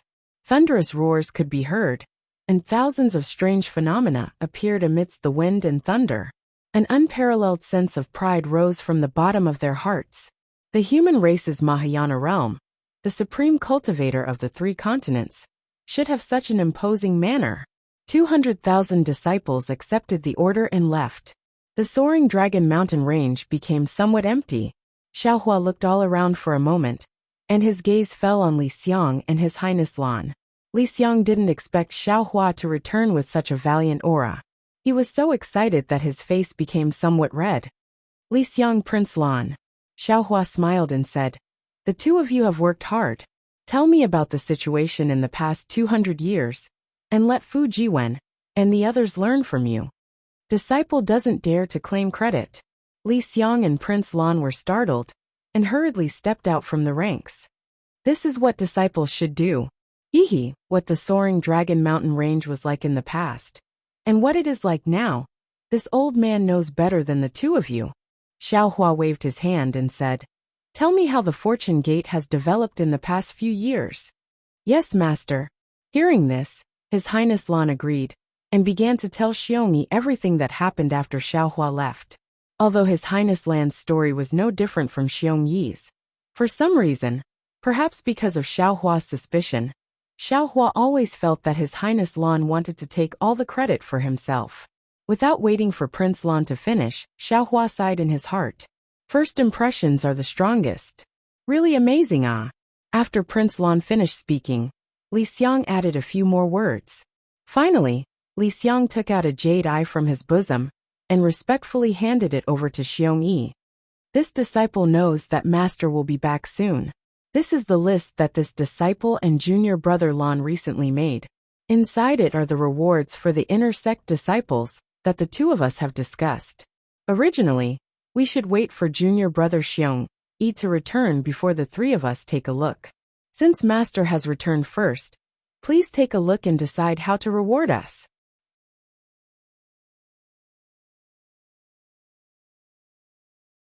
Chapter 4586. Seeing that Li Xiang's requirements were not high, not much different from when he was at Black Wind Ridge, Xiaohua sighed. Li Xiang, every cultivator's path is different, and their achievements are also different. You and Xiongyi are Master's disciples. Your foundation is indeed a little weak. But don't worry, Master will do his best to arrange some opportunities for you in the future. I hope you will go further and exceed Master's expectations. Moreover, your talent in this life. Xiaohua originally wanted to reveal some information about reincarnation, but he stopped when he was about to speak. After all, reincarnation was one of the world's mysteries. Xiaohua didn't have much confidence at this time, so he didn't dare to say this and cause Li Xiang to be negligent. Li Xiang didn't understand the meaning in Xiaohua's words and didn't notice that Xiaohua didn't mention the real meaning of Prince Lan. He thought that Prince Lan's achievements would be much higher than his, so Li Xiang smiled and said, Master, don't worry, disciple knows his own weight. Disciple will do his best to take care of the Fortune Gate's affairs for Master.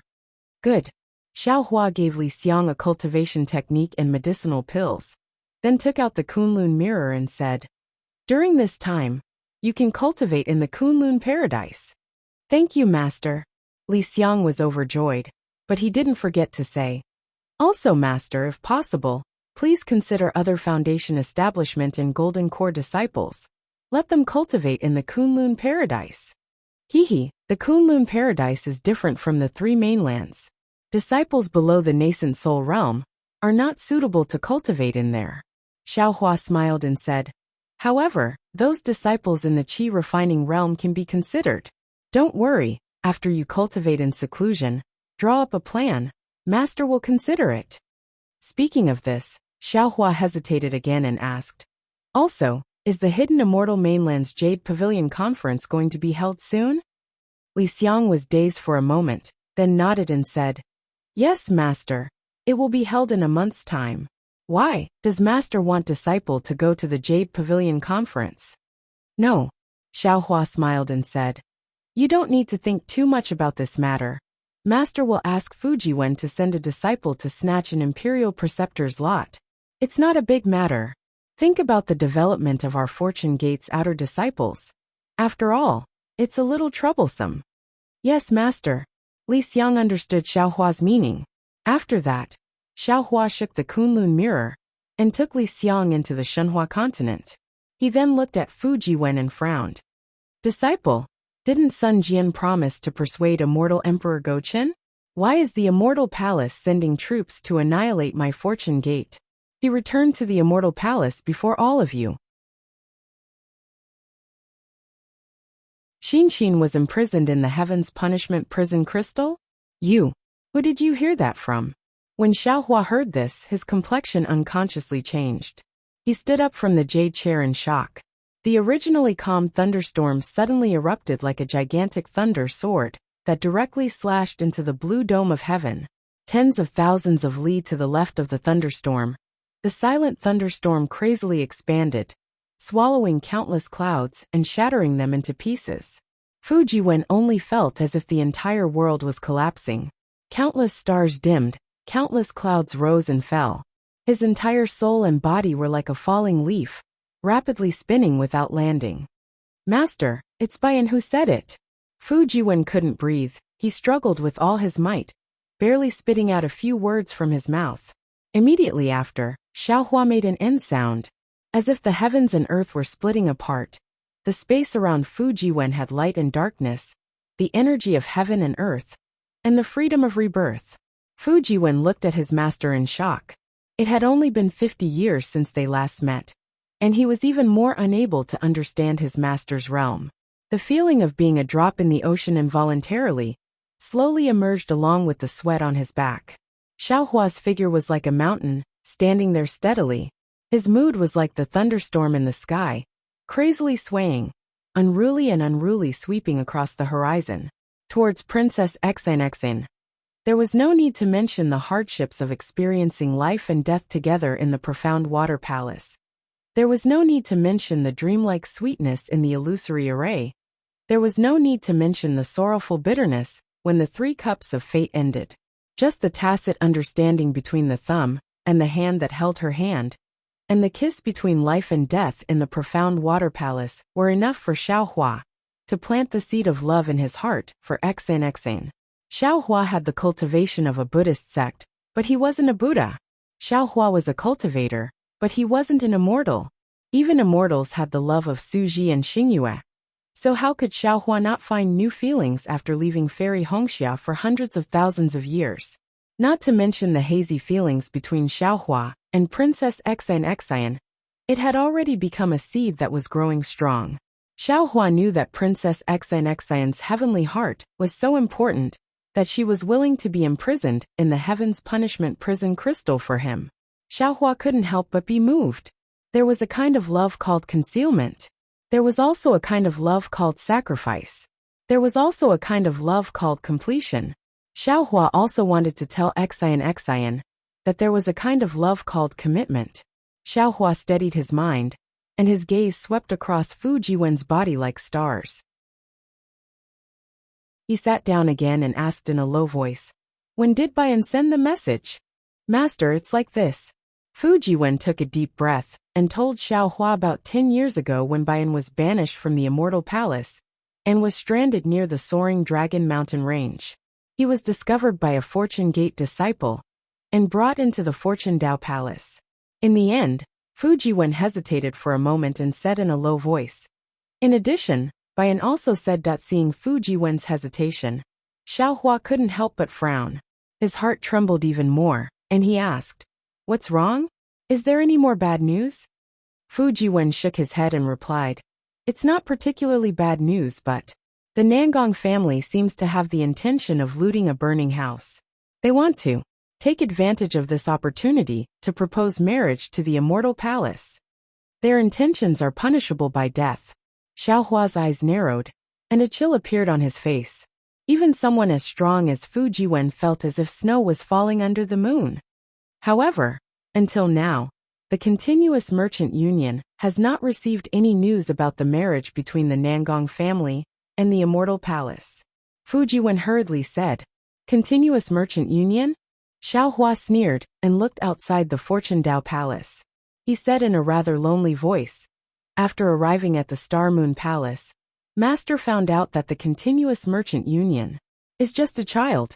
It's too difficult for them to get any news from the Immortal Palace." Indeed, Fu Jiwen nodded. After Disciple received the news, Disciple discussed with Bayan and hurriedly sent the news of the new princess being banished to the lower realm, and the Nangong family to the Continuous Merchant Union.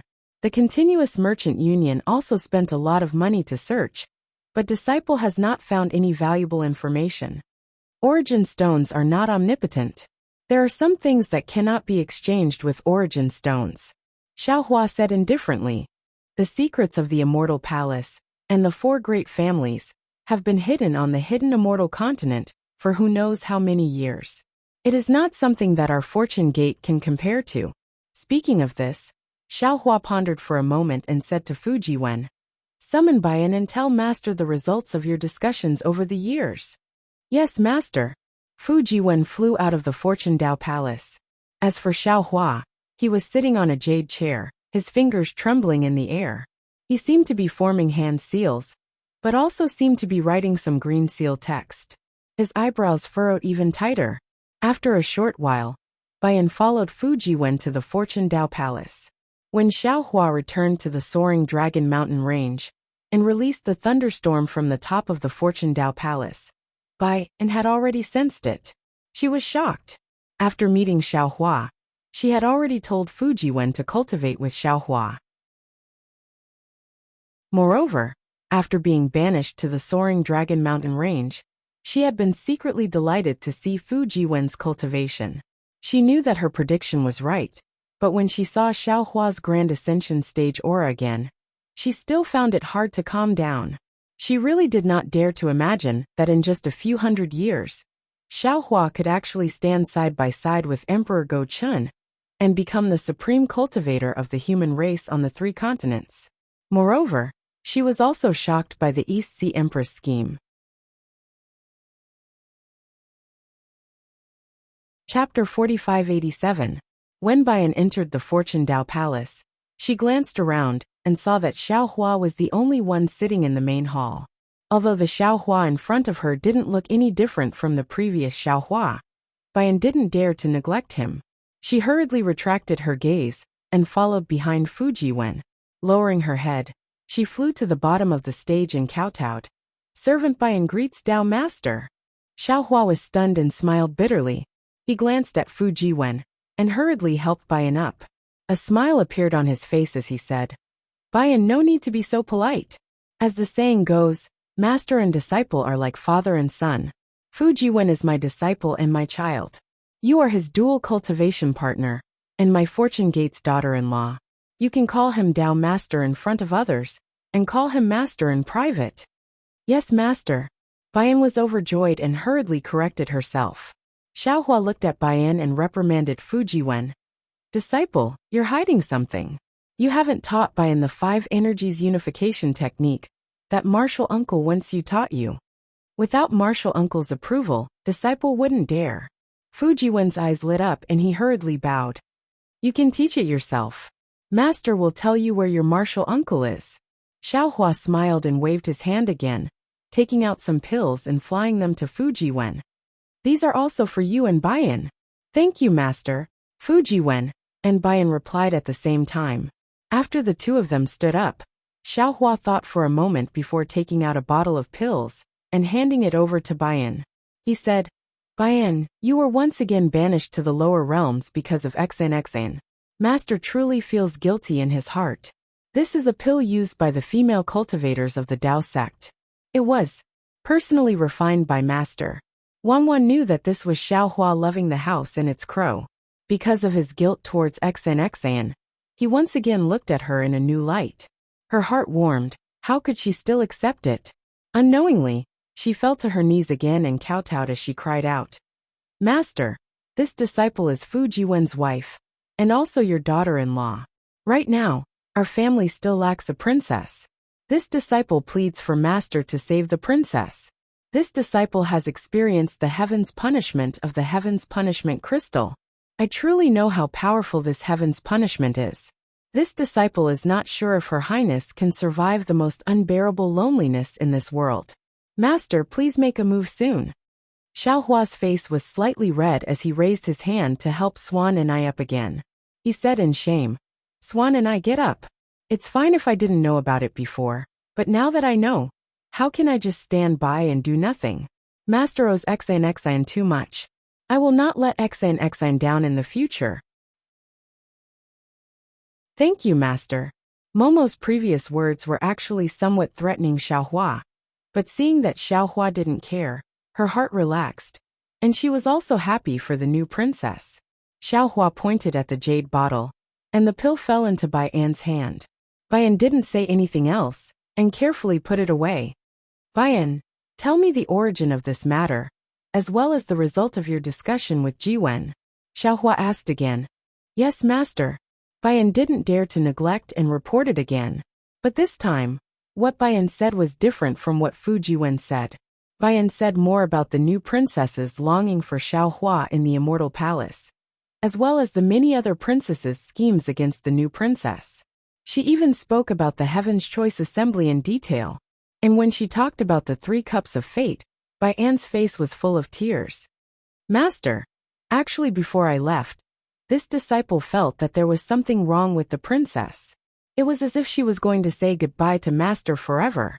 At that time, this disciple even advised Her Highness that although the other half of the heaven's heart was lost, with the full power of the immortal palace, although the 3 continents were big, it was not impossible to find it again. After finding it, it wouldn't be too late to meet Master again. There was no need to meet Master before the punishment. But Her Highness just smiled and didn't answer, only facing the bronze mirror. This disciple had never seen Her Highness without makeup so solemn. A woman will make herself beautiful for her lover. Master, at that time, this disciple knew that Her Highness truly loved Master. Perhaps she was afraid that Master would take some extreme actions after knowing that she was being punished by the heavens. So she wanted to comfort Master in advance. Moreover, when she returned to the immortal palace from the hidden immortal continent, Her Highness couldn't hide her smile. She was simply not afraid of the heavens. At that time, this disciple was scared to death. I was really afraid that Her Highness would have other thoughts, so I tried my best to persuade Her Highness. Afterwards, Her Highness went to the 3 provinces of thunder and lightning to receive the heavens' punishment. The entire immortal palace was on alert. It was said that the heavens' punishment was personally controlled by immortal Emperor Go-chun. Even the Eastern Sea Empress didn't know which prison Her Highness was imprisoned in, let alone where the prison was in the 3 continents. Listening to Bayan, Xiaohua's mind was also filled with thoughts. Obviously, Princess Xian didn't tell anyone about the whereabouts of the half-heaven's heart. Even at this time, Bayan didn't know that the immortal palace had already gathered the 5-chi unification method. Of course, Wenchu was also one of the Fortune Gate's secrets. Without Xiaohua's approval, Fu Jiwen didn't dare to casually tell Bayan about Wenchu. Xiaohua was just a little confused. Since Sun Jian had already returned to the immortal palace, and Wenchu had offered the 5-chi unification method to the immortal palace, Immortal Emperor Go-chun probably already knew that Xian's half-heaven's heart had fallen into Xiaohua's hands. In particular, with the 5-chi unification method, that half-heaven's heart had already lost its effect. Immortal Emperor Go-chun imprisoning Xian no longer had any meaning. Xiaohua didn't know why Immortal Emperor Go-chun didn't pardon Xian. Bayan was very obedient and didn't say much about the Nangong family's marriage proposal. He only said one sentence before continuing. When this disciple woke up from the coma and saw that I was in a strange place, I couldn't help but feel a little nervous. However, after this disciple checked my cultivation, I discovered that my cultivation wasn't crippled like the other Immortal Palace disciples, who were banished to the lower realm. This disciple was overjoyed and thought that Empress Dowager was being lenient. However, when this disciple met a Fortune Gate disciple and found out that this was the Soaring Dragon Mountain Range, this disciple suddenly realized. This was clearly Empress Dowager wanting this disciple to deliver a letter to Master. Therefore, this disciple hurriedly went to the mountain gate to look for young Master Fu, but the hateful thing was. Fu Jiwen coughed and said, Bayan picked the main point. It's fine. Xiaohua smiled and said, Bayan, just say it. Actually, it's nothing much. Bayan smiled and said, the Soaring Dragon Mountain Range's Fortune Gate disciple was different from what this disciple had imagined. The disciple guarding the array was actually a little arrogant and insisted that this disciple take out their palace master land's handwritten order before they were willing to let this disciple pass. Oh, even a 4th grade essence force master like you is so arrogant. Xiaohua wasn't surprised and asked with a smile. That's right. Bayan answered. At that time, the Fortune Gate disciples had just killed several dozen Wen sages and were full of arrogance. This disciple, a 4th grade essence force master, was not in their eyes at all. And then, Xiaohua nodded, acknowledging Bayan's complaint and asked again. This disciple has plenty of ways to deal with this kind of disciple. Bayan answered. I gave them some benefits and said some threats. I also reported the names of Lu Yi, Wang Bianfei, and the others that young Master Fu had mentioned to this disciple earlier. Coincidentally, Wang Bianfei was inside the mountain gate, and after reporting, this disciple naturally entered the fortune gate. "And what did you discuss with Jiwen?" Xiaohua closed his eyes, and his expression was indifferent as he asked. Bayan glanced at Fu Jiwen and signaled him with his eyes, indicating that this was the time for Fu Jiwen to perform. Fu Jiwen helplessly shook his head and said, "Master, this disciple and Bayan have discussed and felt that there are two difficulties in rescuing Her Highness. The first difficulty is to find the Heaven's Punishment Prison Crystal, and the second difficulty is to find a place with innate restrictions and destroy the Heaven's Punishment Prison Crystal. The second one is considered the easiest, and the first one is the most difficult, because even the East Sea Empress doesn't know where the Heaven's Punishment Prison Crystal is. I'm afraid that in the entire Immortal Palace, only the 3 lightning provinces have records of this. Therefore, if Master wants to rescue Her Royal Highness, he must first enter the 3 provinces of Leitang." Bayan said that the 3 provinces of Leitang are in charge of punishment and are heavily guarded.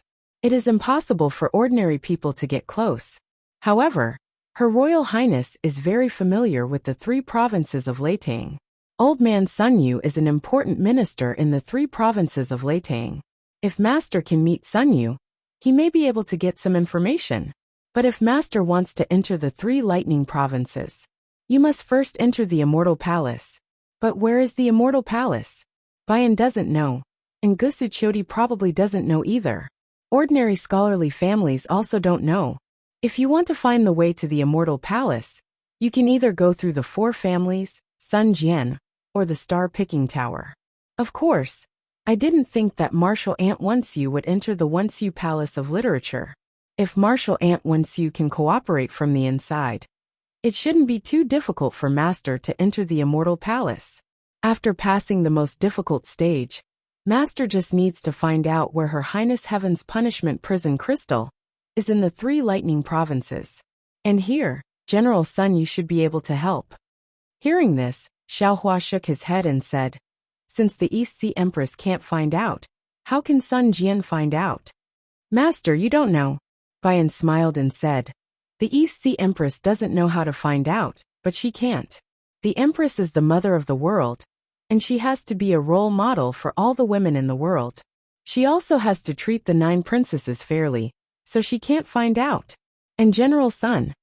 At this point, Bayan suddenly realized something and said curiously, "Master, the Sun Jian that Master is talking about can't be perfected Lord Qingyuan of the Sun Palace? He's still alive." Xiaohua didn't hide it from Bayan. "Didn't I say just now? He has already returned to the Immortal Palace." "Oh, I understand." Bayan stuck out her tongue and immediately thought of Sun Cho, who had gone to the Hall of Fragrance. She knew why the East Sea Empress had asked her to send a letter to Xiaohua. It must be because Sun Jian had revealed Xiaohua's strength. Then, Bayan said confidently, "Before I was demoted, perfected Lord Qingyuan was in the Hall of Fragrance. But he was called Sun Cho at that time, and he was also in charge of the Sun Palace. I think the East Sea Empress called him to the Hall of Fragrance to find out where Her Highness is. On the other hand, the Empress sent me to the lower realm to send a letter to Master. This way, we can work together from the inside. Donate, and thank you for all your support."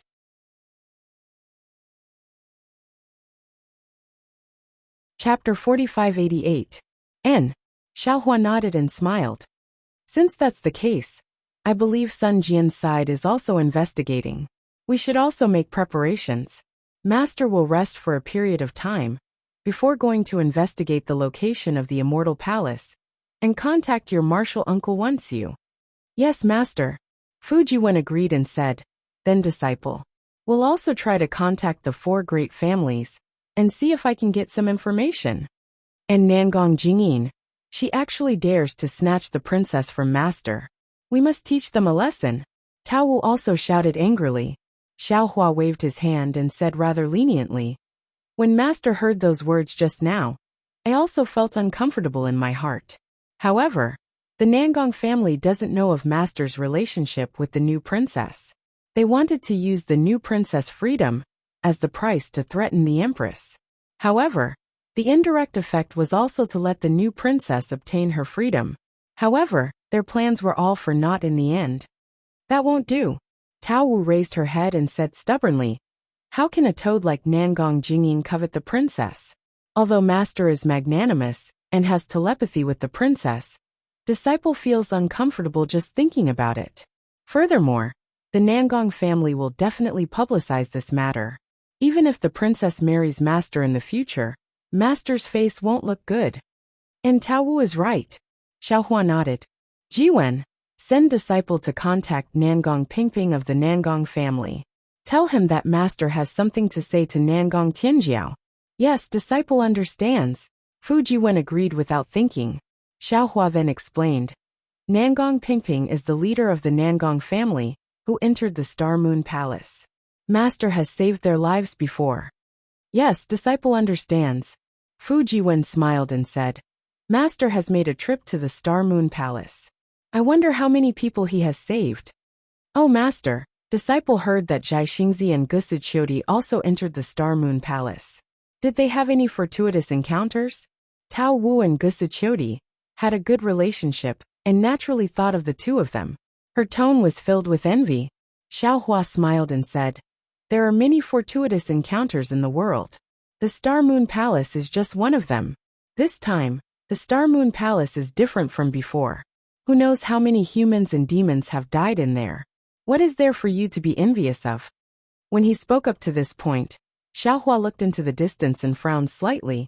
However, I've already promised Zhai Xingzi and Gusi Qiudi in the Thousand Demons Sacred Realm that your martial uncle Wen Chu would go to the Gusu clan on Zhai Xingzi's behalf to propose marriage for Gusi Qiudi. Now that he's become the Immortal Palace's master of Literature Palace, it's quite troublesome.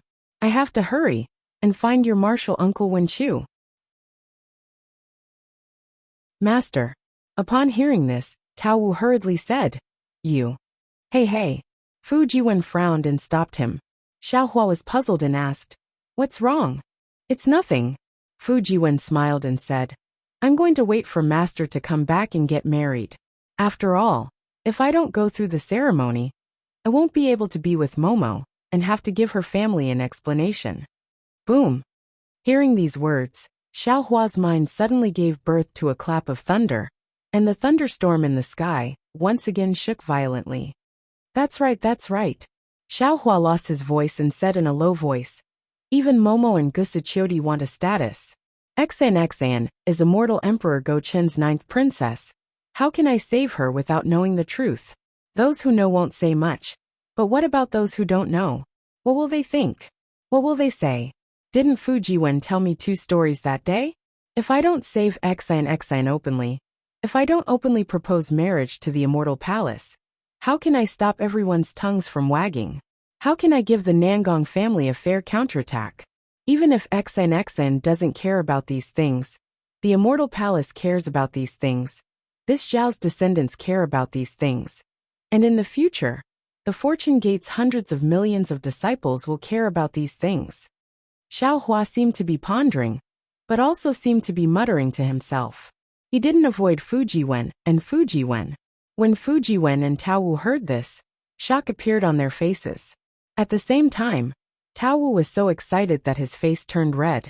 He grabbed Fu Jiwen's hand and stared fixedly at Xiaohua. That's right. Xiaohua had already made his decision.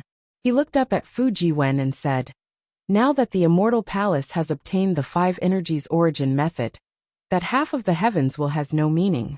Princess Xan's punishment should also have a conclusion. However, this conclusion needs an excuse, and also an explanation for Immortal Emperor Go Chun to the world, and the other 8 princesses. The Nangong family just happened to give the Eastern Sea Empress this excuse. I'm sure they've already started to prepare and send a letter to the Immortal Palace. Xan gave me half of the heavens will to save me that day. After I used it, I had no way of returning it to Xan. This caused Xan to be imprisoned in the Heaven's Punishment Prison Crystal. Since Xan is like this, I can't let her down. I must openly save her. Xan has such deep feelings for me, so I can't let her down. I must announce to the world that I am Xan's true love, I'm prepared to propose marriage to immortal Emperor Go-chun. Ah, after listening to the end, Fu Jiwen was a bit dumbfounded. This was because he understood Xiao Hua the most, and knew that Xiao Hua didn't like to attract attention. Therefore, all his previous thoughts were based on this.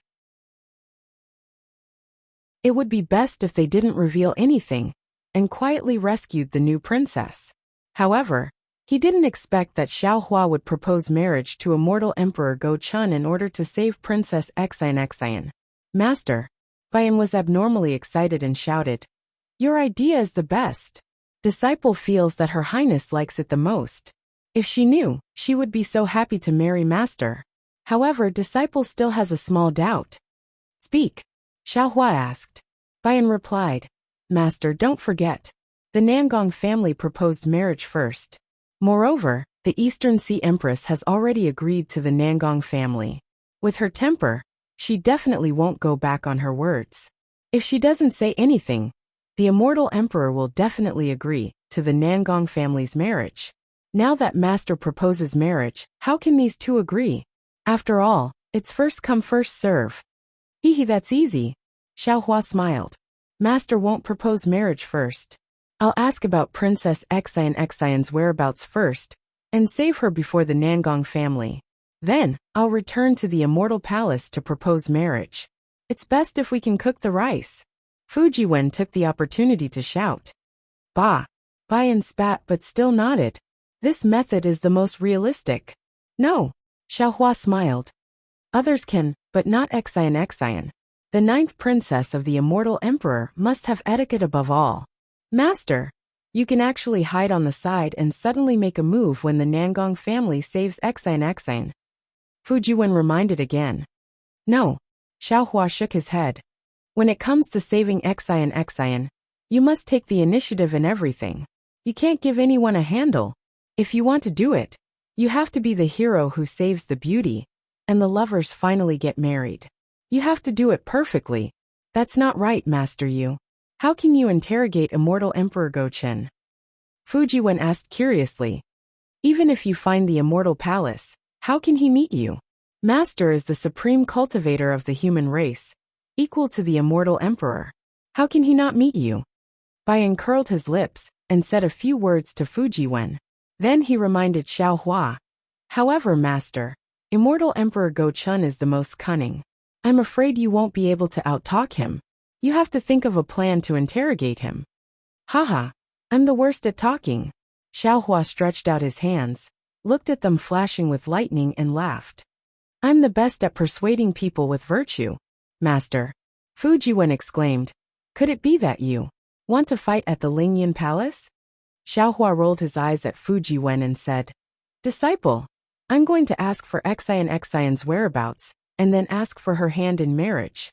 If I fight at the Lingyan Palace and trample on immortal Emperor Go-chun's face, do you think immortal Emperor Go-chun's temper will be good enough to not care about this, and still betroth Xian to me?"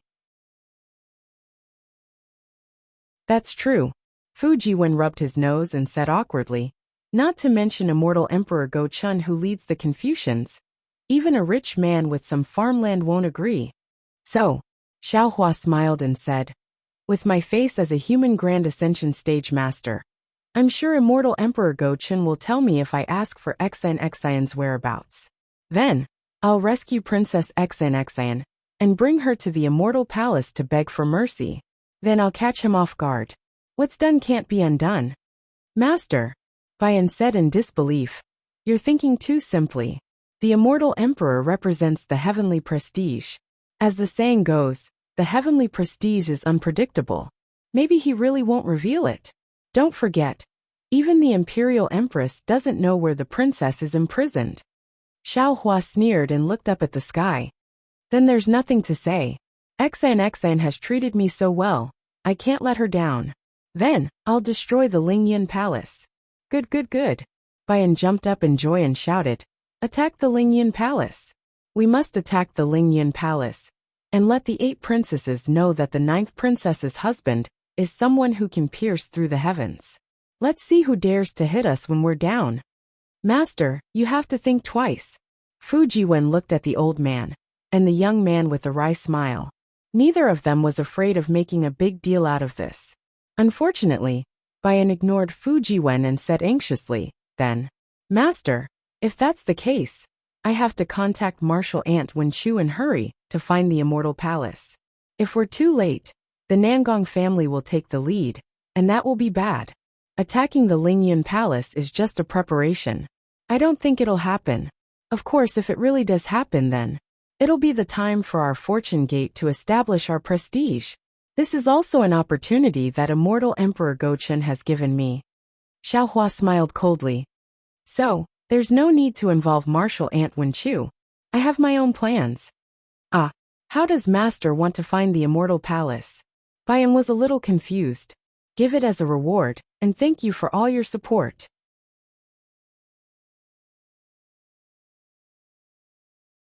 Chapter 4589. Master has already asked Li Xiang about it. Xiaohua smiled. The Hidden Immortal Mainland's Jadestitch Conference is about to be held in a month. Isn't that a great opportunity? Master, what does the Jadestitch Conference have to do with the Immortal Palace? Bayan was even more confused and asked curiously. Disciple knows about the Jadestitch Conference. That year Gusichiodi was still a star monarch. That place is where the guilty officials of the Immortal Palace are punished. Even the Star Monarch Hall's Hall Master wouldn't know about the Immortal Palace's location. Fujiwen seemed to have thought of something and asked with a smile. Master, why did you send your disciples to snatch an Imperial Preceptor's lot? Could it be that Master wants to establish a country? Bayan was unhappy that Fujiwen changed the topic, but just as she was about to speak, Xiaohua answered. Disciple, do you know about the Xiao country? Of course I know. Fujiwen smiled. Disciple had just returned to the Soaring Dragon Mountain Range and heard the disciples talking about the Xiao country. Is Master planning to establish a country in the Xiao country? Yes, Xiaohua smiled bitterly. It's not that Master is ambitious, but Master has no choice but to establish a country. Xiaohua then recounted what he had seen and heard in the Xiao country, as well as how Xiong Yi and the others had captured the country's ruler. In the end, he said, instead of letting those Confucian cultivators or Grand Mist ancestors' subordinates take advantage of the Xiao country, it's better for our fortune gate to do it ourselves. Moreover, didn't Master say it earlier? Xiong Yi and Li Xiang are fortune gate's outer disciples, and you are fortune gate's inner disciples. Not to mention you, even your subordinates are stronger than Xiong Yi and the others. How do you expect outer disciples to interact with inner disciples? I can imagine how awkward it must be for Li Xiang and Prince Lan to sit on these two chairs in front of me when I'm not around. But if I ask you to sit on this chair, you definitely won't be willing. Therefore, Master has decided to send the outer disciples to the Xiao country. And Master's plan is good. Fujiwen nodded. One is the Xiao country, the Hidden Immortal Mainland's first Dao Empire. And the other is the Soaring Dragon Mountain Range, the Hidden Immortal Mainland's first Dao sect. They can support each other and develop together. Master, Bayan couldn't help but ask. Master, how do you plan to find the Immortal Palace? Listen carefully, you'll know soon. Xiaohua smiled, then asked Fujiwen. How many Imperial Preceptors will there be in the Yaotai meeting this time? I'm not sure about that. Fujiwen shook his head and said. After I returned to the mountain, I read the information of the Luo-E Business Alliance. It seems that the last time, there were 1,200.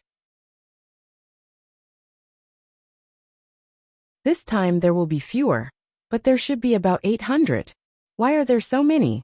Xiaohua asked curiously. Back then, Master had snatched 1 out of 10 and racked his brains. The calamity in the Hidden Immortal Continent has affected the Kingdom of Taoism. Almost every day, the Kingdom of Taoism is destroyed. Moreover, the interval between the Jadestitch gathering has been long. Naturally, there will be more lots for the State Master. Fujiwen said with a smile. However, Master, isn't it better to have more lots for the State Master? Master still can't find the way to the Immortal Palace with these 800 lots? Hearing this, Bayan finally understood. Xiaohua's idea was really incredible, but it was very feasible. Since the Kingdom of Taoism had to be worshipped when the Kingdom of Taoism was established, the lot of the state master had to return to the sole official hall. The sole official hall was in the immortal palace, so following the lot of the state master would naturally lead to the immortal palace. Of course, one lot of the state master might not be enough. But what about 10? What about 100? What about 1,000? With Xiaohua's strength as a human Mahayana stage cultivator, he could definitely find the way to the immortal palace. In this way, Xiaohua could step into the immortal palace's Nantian gate without relying on any information or contacting Wenchu. Master, disciple, really admires you. Bayan said only master can become a human Mahayana stage cultivator, unlike some people who know, but don't say it. After saying that, Bayan pinched Fujiwen's waist. Fujiwen didn't dare to be negligent and hurriedly responded with an ouch, to show that he had received Bayan's anger. Xiaohua looked at the young couple, and after a while he said, Bayan used to be an immortal official of the immortal palace, so he has considered some things more comprehensively. Jiwen and Bayan, think about this more carefully. We will set off for the Yaotai mountain in 10 days. Yes, master. Fujiwen and Bayan bowed and agreed. Also Jiwen, you take Bayan and your disciples back to the Shenhua continent. Let Bayan take over Xiongyi's matter and investigate the culprit behind the Xiao country's Confucian cultivators. You will organize the 100,000 Fortune Gate disciples and accompany master to the Yaotai mountain. Yes, Fujiwen agreed and left Bai and in the Fortune Dao Palace while he went to gather his disciples. Bayan, tell master about Princess Xian. Xiaohua smiled and said, she never mentions anything about the immortal palace. This, Feng Xiu was a little embarrassed and said, Master, let's talk about this after you rescue Her Highness. After all, this disciple doesn't know what Her Highness wants to say. If this disciple says something wrong, Her Highness will punish this disciple. All right. Xiaohua also knew that it was difficult for Yincheng. After pondering for a moment, he asked, oh right, back then when Master met Princess Xian, she was only around the 4th grade of essence energy. It seems like her strength back then was not comparable to yours. Why is that? At the mention of this, anger immediately appeared on Bayan's face. He said fiercely, isn't it all because of Princess Qing of the Jasper Flower Palace? Bayan then told him about Princess Qing's plot to frame Princess Xian. In the end he said, Princess Qing is injured and her cultivation is not fully recovered. I heard from the maidservants of the school of the Emperor Star that they once begged the princess to report this matter to the Emperor Immortal. However, the princess felt that the Emperor Immortal was too busy with government affairs and was troubled by the matters of the 4 great clans. If she told the Emperor Immortal would be even angrier. So she didn't say anything. At that time, the princess probably wanted to avoid Princess Qing, so she descended to the lower realm. Hearing this, Xiaohua was stunned. He seemed to have thought of something. He looked deeply at Bayan and said, Bayan, didn't Xian tell you why she went to the Saint River in the Western Paradise? No. Bayan asked curiously, why did Her Highness tell this disciple this? Xiaohua said word by word. When Master met Princess Xian in the Western Paradise, she had invited a Buddhist disciple who was proficient in heaven's feet. She also wanted to invite a Taoist cultivator, who was proficient in water escape and formations, to the Xianshui Palace, at the bottom of the Saint River to save a nephew of hers. She also said that this nephew of hers was suppressed in the Xianshui Palace. How is that possible? Bayan didn't care and said casually, Her Highness's nephew. However, at this point Bayan suddenly froze. The details of her time with Princess Xian suddenly appeared in her mind. Bayan immediately understood. Wasn't the nephew that Princess Xian was talking about her? Bayan had never thought that a descendant of an immortal emperor would risk her life to save her in an unknown place when she was seriously injured. Just for that possibility alone. Princess Xian. Bayan knelt on the ground and cried as she kowtowed to the sky. Even if this servant's body is smashed to pieces, this servant will still save you from the heaven's punishment prison crystal. Otherwise, this servant won't be able to repay your love for me. Sigh. After Bayan finished crying and kowtowing, Xiaohua helped Bayan up and said, Xan is always so considerate of others. She treats you the same way as master. After hearing so much, she didn't tell you or master about it. This is the bearing of an immortal emperor's princess. Whether it's you or master, we can't let her down. Of course, the heavenly Tao is fair as well. If she didn't save you, I'm afraid you wouldn't have been banished to the lower realm to save her. Master, I don't want to eliminate any karma. Momo stopped crying, looked up at the sky, and said, I just hope that master can go to the immortal palace and force out the princess's whereabouts. Teach the arrogant immortal palace a lesson, as well as those immortal officials who hurt the princess. After a while, Fu Jiwen returned with his disciple.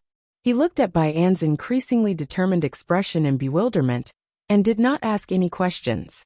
Meanwhile, Xiaohua took out the Kunlun mirror and sent them all into the Shenhua continent. Then he closed his eyes and meditated. The Yaotai Mountain was still the Yaotai Mountain. For thousands of years, that bluestone peak was like a jade tablet worshipping an immortal palace. It stood between the heavens and the earth, regardless of whether the wind blew or the rain fell, regardless of whether the wind was biting cold. Not to mention that Xiaohua had left for more than 300 years. It was like a blink of an eye. In the blink of an eye, nothing had changed on Yaotai Mountain. The mountain was still the same mountain, and the water was still the same water. Even under the Yaotai Mountain, there were still some tents in a radius of nearly 100 miles. Around these tents, there were still many soldiers and generals in bright armor. Those monarchs who were recruiting Dao cultivators were also waiting respectfully for them. However, the current Yaotai Mountain was different from before. Snowflakes were fluttering in the sky, and these snowflakes were different from most places in the hidden immortal continent. The snowflakes were the size of a palm and looked like white cranes. As the snowflakes fluttered in the air, they danced along the protrusions on both sides. It was very beautiful. However, when the snowflakes fell to the ground, it could be seen clearly. Rather than saying that these snowflakes looked like white cranes, they looked more like 2 palms of yaoju flowers. The yaoju flower was a kind of flower that ordinary Confucian cultivators in the hidden immortal continent liked. The yaoju flower was pure white in color and had a kind of faint fragrance without makeup. It symbolized the noble and virtuous conduct of Confucian cultivators. Moreover, the petals of the yaoju flower were not round. Instead, they were folded together, just like how Confucian cultivators put their hands together when they saluted. When the wind blew, the yaoju flower swayed as if it was saluting someone. This was the real reason why Yaotai Mountain was famous in the secular world.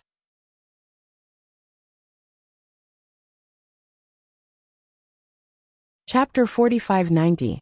The strangest thing was that when the snowflakes fell from the Yaotai Mountain, whether it was on the ground or on the mountains, before the snowflakes melted, the closed palms were all facing the same direction. No one knew whether that direction was where the immortal palace was located or not, but everyone knew that even if it wasn't that direction, was it after the Yaotai Mountain became famous? Yaoju snow covered the sky and covered the mountains. In this heavy snow, there were thousands of Taoist cultivators standing quietly in the air. Their eyes flashed as they stared fervently at the Yaotai Mountain, waiting for the Yaotai gathering to begin. These cultivators were no different from the cultivators 300 years ago. Although they knew that this was the immortal palace's arrangement, they had no choice but to gather here and wait for an opportunity to survive and cultivate. However, in this group of cultivators, there was a mid-nascent soul cultivator who was different from the others. This cultivator had a handsome face and a tall figure. His face carried a kind of indifference and confidence. He didn't look at the Yaotai Mountain. Instead, he looked at the nascent soul cultivators in the distance from time to time, as if he was looking for something. Occasionally, a few nascent soul cultivators would notice his gaze and nod at him in acknowledgement. This cultivator was called Ji Qingzi. He was from the Yin province's Curved Cloud Pavilion and had entered the ranks of nascent soul cultivators 500 years ago. Moreover, Ji Qingzi had also participated in the Yaotai Mountains gathering several hundred years ago. However, this Ji Qingzi had the ability to seek advantages and avoid disadvantages. When he attended the banquet held by Reverend Huda, he first raised his cup to Reverend Huda. Then, he was moved by Reverend Qing Su's words. The next day, when the Star Lord Palace's Hall Master Kong Hongwu took out the lot of 10 state preceptors, Ji Qingzi was one of the first nascent soul cultivators to leave the Yaotai Mountain. Thus, Ji Qingzi was one of the few nascent soul cultivators who escaped that disaster. Ji Qingzi left the Yaotai Mountain and lost the opportunity to establish a country. If he wanted to cultivate, he had to find another way. Reverend Qing Su was naturally his first choice. After Reverend Qing Su left with a few gold core cultivators as a cover, Ji Qingzi and a few other nascent soul cultivators caught up with Reverend Qing Su and became the Grand Mist Ancestors' subordinates. Taoist Master Qing Su was originally unhappy that he failed to recruit Xiao Hua, but when he saw Ji Qingzi and other nascent soul cultivators coming over to pledge their allegiance, he was very happy. Soon after, he did not dare to stay in the vicinity of Yaotai Mountain and flew away with Ji Qingzi. After that, they waited at several other places for the Dao Gates cultivators that they had arranged to meet before returning together to pay their respects to the Grand Mist Ancestor. Even though the Grand Mist Ancestor was cold by nature, he had absolute leadership skills when it came to developing his forces. He treated Ji Qingzi and the others very well, and was not stingy with their cultivation techniques, pills, and secret techniques. In the past 200 years, Ji Qingzi, who had reached the end of his cultivation, broke through his bottleneck once again and reached the late nascent soul stage. He became Taoist Qing Su's right-hand man in one fell swoop. Previously, this Yaotai Mountain was the place where Qing Su Taoist often came to recruit people. Later on, when Qing Su Taoist left for the Thousand Demon Sacred Realm, Ji Qingzi was in charge of this place. This time round, apart from being in charge of recruiting Dao sect cultivators, Ji Qingzi had also brought over 100 cultivators to snatch the lot of the imperial tutor. Looking at the fluttering Yao Juxu, Ji Qingzi's gaze drifted away. The scene from several hundred years ago involuntarily appeared in his mind. AI, it's said that fate makes fools of people. It's really so. Thinking back, that Taoist Huda was so full of energy at the banquet that I was completely convinced. But who knew? He was actually a pawn of the Star Lord Palace. The Yaotai Mountain gathering that time was also a rare danger. Fortunately, I reacted quickly and withdrew in time. If I had followed Taoist Huda into Yaotai Mountain, I would definitely have fallen on the Yaotai Mountain like those nascent soul cultivators. Less than 1 out of 10 would survive. This is something that has never happened before in the Yaotai Mountain gathering. Moreover, there are many mysteries in the Yaotai Mountain gathering that have not been solved even until today. Who killed the Star Lord Palace's Kong Hongwu? Even though some people suspect that it's my Grand Mist Ancestor, he has always smiled without saying anything, and has never admitted it directly. Who knows if he disdains to admit it, or denies it? After all, ambushing and killing a 5th-level Essence Energy Grandmaster is really nothing much to him. Some people also say that it's an internal strife in the Immortal Palace. There are other forces in the Star Lord Palace. Otherwise, how could there only be 10 state masters in the Yaotai Mountain gathering? It's clear that someone from the Immortal Palace set a trap for Kong Hongwu. Moreover, the Confucian cultivator hiding among the Taoist cultivators also killed several of Kong Hongwu's trusted subordinates one by one, bringing the entire Yaotai Mountain under his control. Of course, some people also say that it's Xiao Hua Taoist Xiao, whose name is now more famous than the ancestor. But others may not know, but I saw Xiao Hua at the banquet that year. He was really only a nascent soul cultivator at that time. It seems that he wasn't Taoist Huda's opponent. How could he possibly kill Kong Hongwu? Moreover, didn't the ancestor say at that time that Xiao Hua's strength was not enough to kill him? Xiao Hua's strength is not enough to kill Kong Hongwu. It must be the Immortal Palace's method. Perhaps the mastermind behind the scenes is the current Star Lord Palace's palace master Linghu Pihuan. Ji Qingzi had just thought of Linghu Pihuan when rumble. The sound of beating drums resounded from the Yaotai Mountain. The sound of the drums was ear-splitting. The red clouds began to roll. and the snowflakes in the sky were shattered into pieces. Immediately, rays of golden light pierced straight down from the clouds, dyeing those snowflakes. Regardless of whether it was the snowflakes or the snowflakes, they all showed a kind of graceful luster. In this golden light, the red clouds in the sky began to gather in every direction. In no more than a moment, they again condensed into 28 enormous clouds. 28 brightly armored immortal generals appeared above the clouds. Ji Qingzi's gaze swept around. He already saw clearly that these immortal generals were the 28 star generals. They were different from the ones he had seen before. Let alone that Hornwood Dragon Linghu Pyron, Wellwood Dragon Shengguan Yeren, and Tailfire Tiger Ouyang Jingran's appearances were different. Even the other dozen star generals had changed. Immediately, many ceremonial guards spread out, dressed in Confucian attire, wearing a tall crown on his head, and holding a jade tablet in his hand. The figure of Star Lord Palace's palace master Linghu Pihuan flew out from the Yaotai mountain. Linghu Pihuan was the same as Kong Hongwu back then. His eyes wandered all around to look at the nearby Taoist cultivators. Afterwards, he raised the jade tablet with both hands and bowed towards the rising sun in the east, reciting, "My name is Linghu Pihuan. I have received the hidden immortal continent's Confucian cultivators' trust to control Star Lord Palace. Today is the day that Star Lord Palace opens the Yaotai Assembly.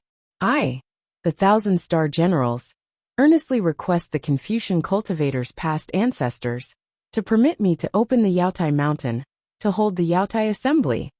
And similarly, there was no difference at all. Following Linghu Pihuan's words, ray after ray of awe-inspiring qi descended from the Yaotai Mountain.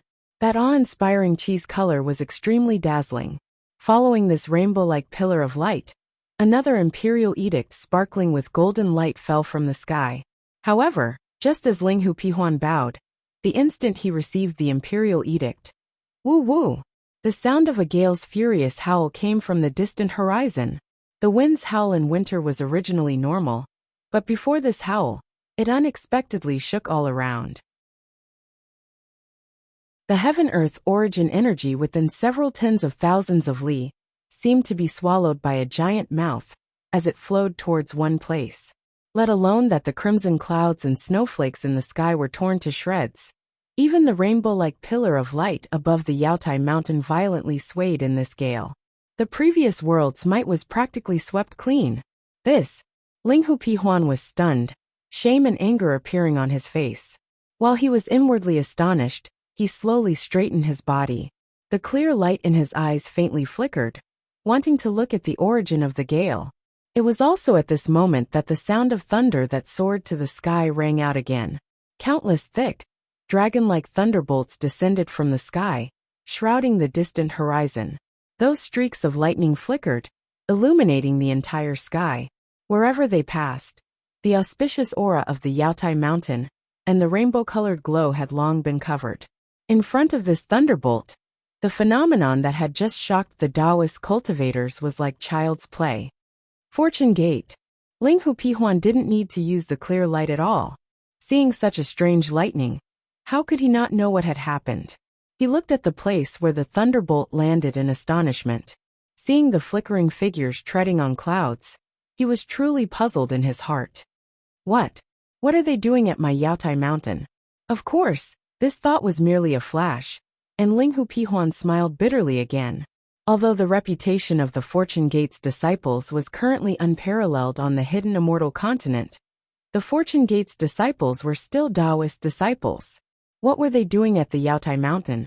Other than participating in the Yaotai mountain meeting, other than seizing the Grand Preceptor's lot, there didn't seem to be any other reason, right? However, the Fortune Gate had already braved the universal condemnation of the world's Confucian cultivators to establish a Taoist sect. Did they still care about establishing a Taoist sect? At the same time that Linghu Pihuan came to his senses, Ji Qingzi was also dumbfounded. Looking at the thunderbolt in the distance, he couldn't care less about hiding anything, and transmitted his voice to the other cultivators. Are they Fortune Gate's disciples? Could it be that they're also here to seize the Grand Preceptor's lot? Senior, a golden core cultivator who was closer to Ji Qingzi replied bitterly. If there's no accident, they should be. But, Ji Qingzi said but a few times, but he couldn't continue. He was even more bitter than that golden core cultivator. While these Taoist cultivators and the Confucian cultivators of the Yaotai Mountains Star Lord Hall were still in shock. In the distant horizon, 100,000 Fortune Gates disciples clad in armor and holding magic treasures in their hands flew over in an orderly formation. The battle formation formed by these 100,000 disciples was the Golden Crow Immortal Slaying Demonic Formation. Thick bolts of lightning fell on the battle formation, turning into lightning that scattered around the disciples, entangling the clouds beneath the Fortune Gates disciples' feet. From afar, the 100,000 disciples looked like a huge golden crow made of lightning, exuding an invincible aura. Damn it! Linghu Pihuan couldn't help but curse inwardly. Are they here to seize the Grand Preceptor's lot? Or are they here to destroy my Star Lord Hall?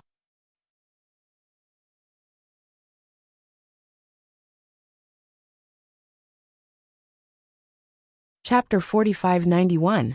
Just as Linghu Piming was at a loss on how to respond, a will like that of heaven and earth emerged from the battle formation and crashed down on the Yaotai Mountain. Then, a tall and skinny figure that looked like a heavenly god flew out from the lightning, surrounded by lightning. Xiaohua. When Linghu Piming saw this tall and thin figure, he actually felt a sense of relief. He held the Immortal Palace's imperial edict in his hand and watched Xiaohua fly slowly, gathering all the light and darkness between heaven and earth on his body. He couldn't help but have mixed feelings in his heart. Linghu Piming knew more than Ji Qingzi, so he admired this enigmatic human race Mahayana realm even more. 300 years ago, he was the one who suggested Kong Hongwu recruit him. But 300 years later, he had become a supreme cultivator in the eyes of millions. Since Xiaohua stood at the peak of human cultivation, then all the mysteries on the Yaotai Mountain that day had been solved. However, who would dare to mention the Yaotai Mountain gathering again? The thunder became louder and louder, and the lightning became more and more dazzling. The Fortune Gate disciples flew from the horizon to the side of the Yaotai Mountain. The several thousand Dao cultivators didn't dare to be negligent. They all tidied up their clothes and prepared to greet Xiaohua. The monarchs who were preparing to recruit Dao cultivators under the Yaotai Mountain couldn't sit still in their tents and rushed out one by one. They didn't dare to approach and only stood respectfully on the ground, not daring to be slow in the slightest. As for the Star Lord Hall's immortal soldiers and immortal generals, where was their previous arrogance? They were quite embarrassed and nervously gripped their weapons. They looked at the Fortune Gate disciples and secretly glanced at Linghu Piming, afraid that Linghu Piming would give the order to attack. Just when Linghu Piming's mouth was dry, the lightning suddenly dimmed, and even the sound of thunder was annihilated. The 100,000 Fortune Gate disciples silently scattered in all directions, surrounding the Yaotai Mountain. Linghu Piming had only casually swept his clear sight light over the Fortune Gate's disciple closest to him, and he couldn't help but shudder in fear. Late nascent soul realm cultivator, his grandma, an ordinary Fortune Gate's disciple, is already at the upper 4th grade of essence force. These 100,000 Fortune Gate's disciples can easily flatten my Star Monarch Hall. While Linghu Piliu was still feeling apprehensive, the 100,000 Fortune Gate's disciples stopped in midair, not making a sound. Xiaohua also quietly stood in the distance, no longer approaching Yaotai Mountain. For a time, apart from the falling snow and the falling clouds, there was no other sound between heaven and earth. Seeing that the Fortune Gate disciples were motionless, Linghu Piming was embarrassed once again. If it was before Linghu Pimu received the imperial edict from the Immortal Palace, he could have flown in front of Xiaohua and bowed respectfully, facing Xiaohua with the etiquette of a junior. But now that he had the imperial edict in his hand and was representing the Immortal Palace, he couldn't go and greet Xiaohua personally. However, it was impossible for Fortune Gate's disciples to come over. After all, they represented Xiaohua and the Fortune Gate. Just like this, the awkwardness lasted for half a cup of tea's time. The Star Lord's Hall's Star Generals' backs were sweating. They were afraid that Xiaohua would point her finger, and these 100,000 Fortune Gate disciples would attack. Sigh. Ling Hu Piming turned to look at these star generals, pondering for a moment, then sighed in his heart. He urged his body to move, but at this moment, Fu Jiwen in front of Xiaohua's body flickered. A strange rune appeared, and Fu Jiwen's figure crossed the sky and landed in front of Ling Hu Piming. Fu Jiwen greets Hall Master Ling Hu.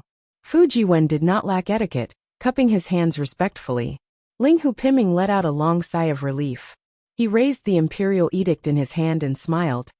This Hall Master is now holding the Immortal Palace's imperial edict, temporarily considered as my Immortal Palace's envoy.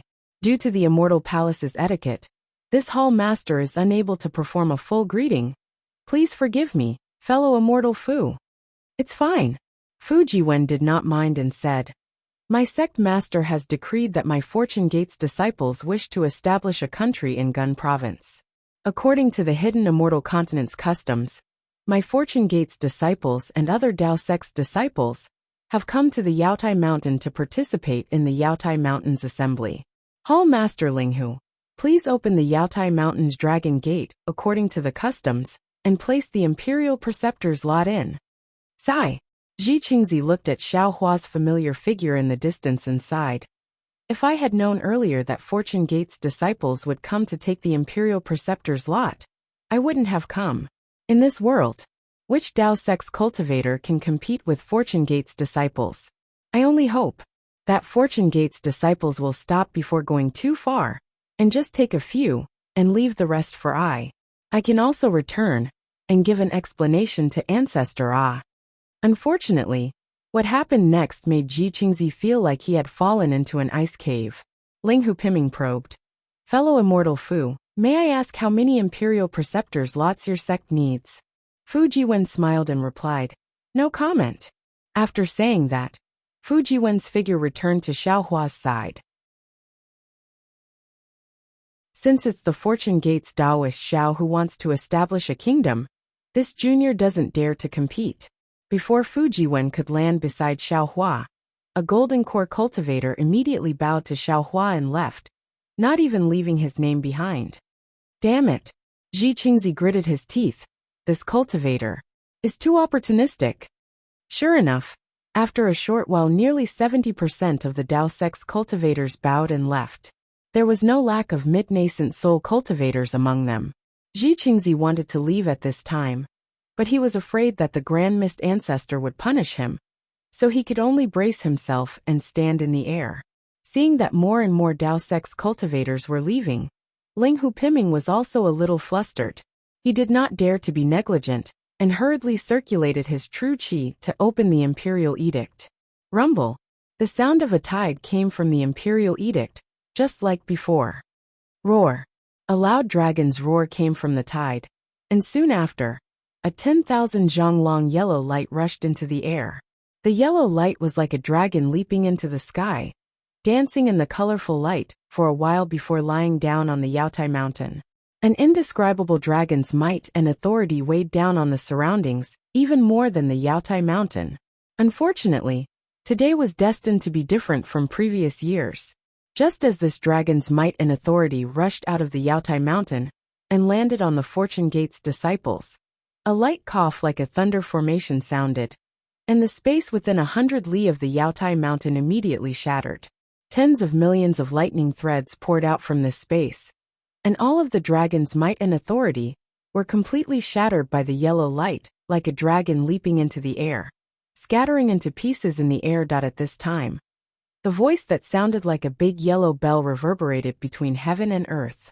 By the will of the heavens, the hidden immortal ancestors congratulate each other. In today's enlightening Jade Pavilion Grand Meeting, the stars willed that this voice was incomparably loud and dignified, but in the ears of Ling Hu Piming and the others, they couldn't help but bitterly smile and feel awkward in their hearts. Even in the ears of Ji Qingzi and the others, this voice was far less shocking than before, not to mention the effect of melting the foundation of their Tao. With great difficulty the voice settled. Boom! A loud sound like a wave crashing into a mountain rock rang out, and the entire imperial decree slowly closed. The imperial decree once again fell into Ling Hu Piming's hands. If it was before, Ling Hu Piming just had to send the imperial decree into the sky, and the yellow dragon would transform into a dragon gate.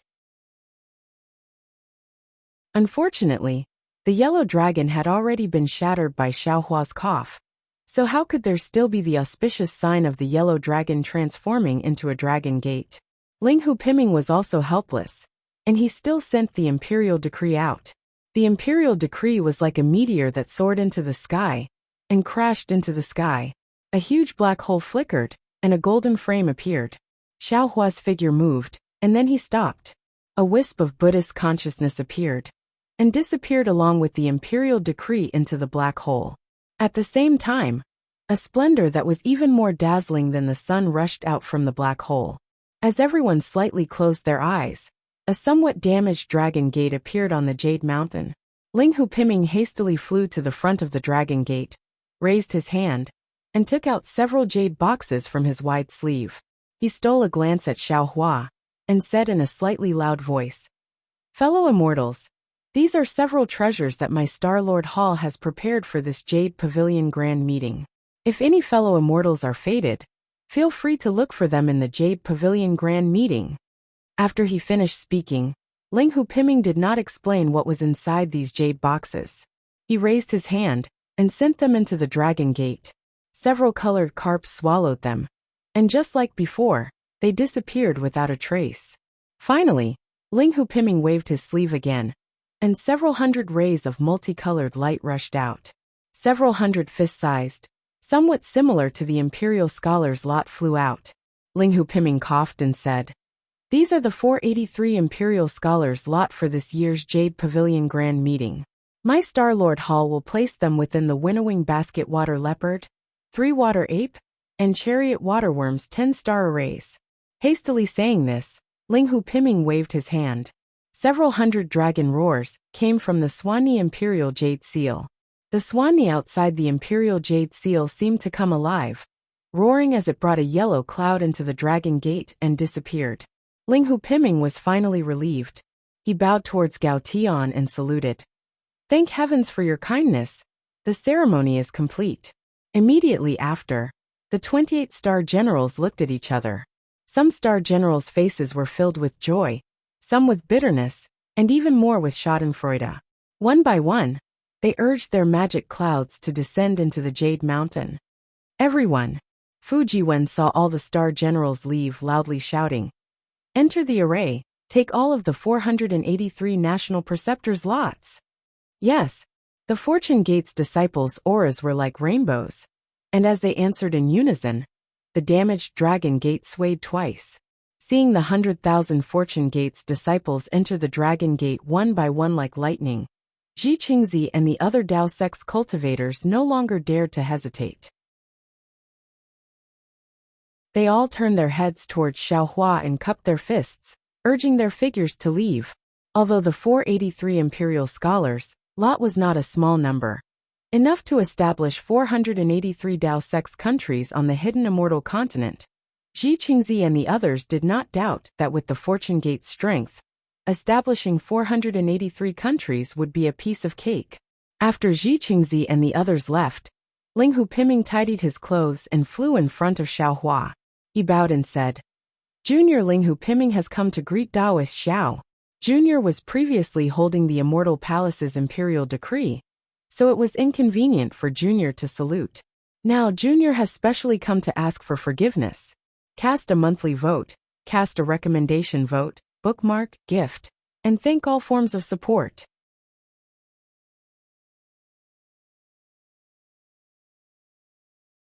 Chapter 4592.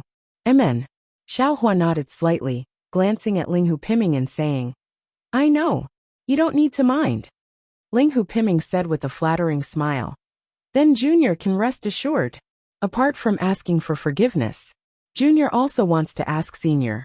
If Senior wants to establish a country, Senior only needs one imperial preceptor's signature. Furthermore, if Senior were to establish over 400 Taoist kingdoms at once, it would bring about endless trouble." Xiaohua looked at Ling Hupiming and said with a smile, "Hall Master Ling Hu, do you want to know the reason?" "Yes, Senior. If Senior can give pointers, Junior will be endlessly grateful." Ling Hupiming said with a nod, "I can tell you, However, you have to tell me something first. Xiao Hua's gaze landed on Ling Piming. That lightning-like gaze caused Ling Piming to be alarmed, seemingly thinking of something. He hesitated slightly and said in a low voice, "If it doesn't involve the Immortal Palace's secrets, Junior will definitely report truthfully." Sure enough, Xiao Hua asked, "You tell me why there were only 10 Imperial Preceptors' signatures in that Jadestich summit that I participated in back then. Why did the entire Jadestich mountain set up 3 grand formations all at once? What exactly was your goal in hunting my Dao sect's nascent soul cultivators?" Ling Piming had a headache and said with a flattering smile, "Senior, this junior is aware of the problem that you spoke of, but I also know very little. Furthermore, this junior also really doesn't dare to reveal anything to senior. Senior, please understand." If Ling Piming kept evading, Xiao Hua might use some divine ability to search Ling Piming's memories. But Ling Piming was so calm, Xiao Hua couldn't make things difficult for him either. However, after Xiao Hua pondered slightly, he asked again via voice transmission, "Ling Piming, since that's the case, then I won't force you either. I'll ask you another matter that doesn't involve the Immortal Palace's secrets." Ling Piming frowned, even more puzzled. Since it wasn't the Immortal Palace's secrets, why didn't Xiao Hua ask, but instead voice transmission? However, he didn't dare to be negligent, and hurriedly replied via voice transmission, "Senior, please speak. As long as Junior knows, I'll definitely say everything I know." Star-Lord Hall's previous Hall Master Kong Hongwu, whose trusted aide is he? Xiao Hua's eyes were fixed on Ling Piyu, carefully observing the changes in his expression. When Ling Piming heard this question, he immediately let out a sigh of relief. With a smile, he transmitted his voice. "Senior, on the surface, Palace Master Kong Hongwu is a trusted aide of Lord Sun Peng of the Hall of Enlightenment. However, according to what I know, this Hall Master Kong is also a member of the Heaven and Earth faction. Heaven and Earth Gate." Xiao Hua was startled. He seemed to have heard of this Heaven and Earth sect before, but he had never met anyone from the Heaven and Earth sect, so he was somewhat puzzled. What kind of organization is the Heaven and Earth sect? Senior. At this point, Ling Piming had already revealed everything he knew. He hurriedly replied, "The so-called Heaven and Earth sect is the Immortal Palace's Heavenly Mystery Hall's organization in the 3 continents. Inside are Heavenly Mystery Hall's secret agents." "Oh, how did you know?" Xiao Hua raised his eyebrows and asked curiously, "This matter? Who else knows?" Junior is someone Palace Master Kong trusts. There are some things he does not hide from Junior. However, every year, Palace Master Kong leaves Star Sovereign Hall for a few days. And at this time, if something happens, it is Junior who deals with it. Therefore, only Junior knows about this matter. Since they were talking about a person who had died several hundred years ago, Ling Piming did not have any psychological burden, casually telling the truth. And coincidentally, Junior also knows that these few days are the days when the Heavenly Mystery Hall's Palace Master is personally inspecting the hidden immortal mainland. "How do you know?" Xiao Hua asked. This. Ling Piming hesitated even more. He hesitated for a moment, looking at the back of the last Fortune Gate disciple who entered the Jade Mountain range. He clenched his teeth and asked, "Can Senior answer Junior's question?" Naturally, Xiao Hua nodded and answered, "Is Senior familiar with my Confucian Immortal Master?" Ling Piming's question was out of Xiao Hua's expectations, but Xiao Hua did not hesitate and nodded. "Yes, this old man and once you are old acquaintances." Hearing that his guess was the same as Xiao Hua's answer, Ling Piming did not hesitate and said, "Then Junior must know the true scholar." You don't need to say any more. This old man already knows." Xiao Hua instantly understood that this Ling Piming was a trusted aide of a true scholar. He naturally knew some secrets of the Heavenly Mystery Hall. "Many thanks, Senior." Seeing that Xiao Hua did not ask any more questions, Ling Piming expressed his gratitude. In fact, when Xiao Hua and Gusuchodi left Jade Mountain Range, Ling Piming had the opportunity to report to the Immortal Palace. But he reported to the true scholar first, and the true scholar's reply was concealed. "But just by leaving for a few days, I'm afraid it's not easy to determine Kong Hongwu's background, right?" Xiaohua asked again. Ling Hupiming didn't really understand why the dead Kong Hongwu was worth Xiaohua's repeated confirmation. However, he still honestly replied, Senior, please know that this junior, after Kong Hongwu died, this junior temporarily took charge of Star-Lord Hall. This junior knew that there were some secrets in Star-Lord Hall that belonged to Kong Hongwu. Thus, the place where Kong Hongwu usually lived, before this junior received the order from the Immortal Palace. This junior didn't dare to rashly enter. However, after this junior entered, I discovered that the places that this junior had previously marked had all changed. These are the Heavenly Mystery Hall's actions. Good, Xiaohua nodded. This old man understands. Then, can Senior tell this junior why the Fortune Gate's disciples snatched all the Imperial Preceptor's lots? Ling Hupiming asked. This matter concerns this junior's future. This junior cannot not ask. It's very simple. Xiaohua smiled. First, this old man wants to establish a country in Xiao Country. Xiao Country? Ling Hupiming was shocked. Then Senior, Xiao Country? Isn't it the biggest Dao Gate on the hidden immortal mainland? No, the biggest empire that surpasses all the Confucian cultivation countries? Ling Hupiming, you must remember, the Fortune Gate's Xiao Country is a paradise in the hearts of the common people. Although it is the biggest country on the hidden immortal mainland, it is not called an empire. Since the previous scholars from various families were willing to preserve this paradise, then this old man will also preserve this paradise. Remember, it is to be preserved as a paradise. If anyone wants to touch the Xiao Country, don't blame us, the Fortune Gate's disciples, for being ruthless. Xiaohua said with a smile, but there was a hint of coldness in his voice. Yes, this junior understands. This junior will immediately send a message to the Immortal Palace. Ling Hupiming's expression changed slightly, bowing as he said, Many thanks for Senior's reminder. Don't be anxious, don't be anxious. Xiaohua stretched out a finger and shook it. This old man has news that will make the Immortal Palace even more excited.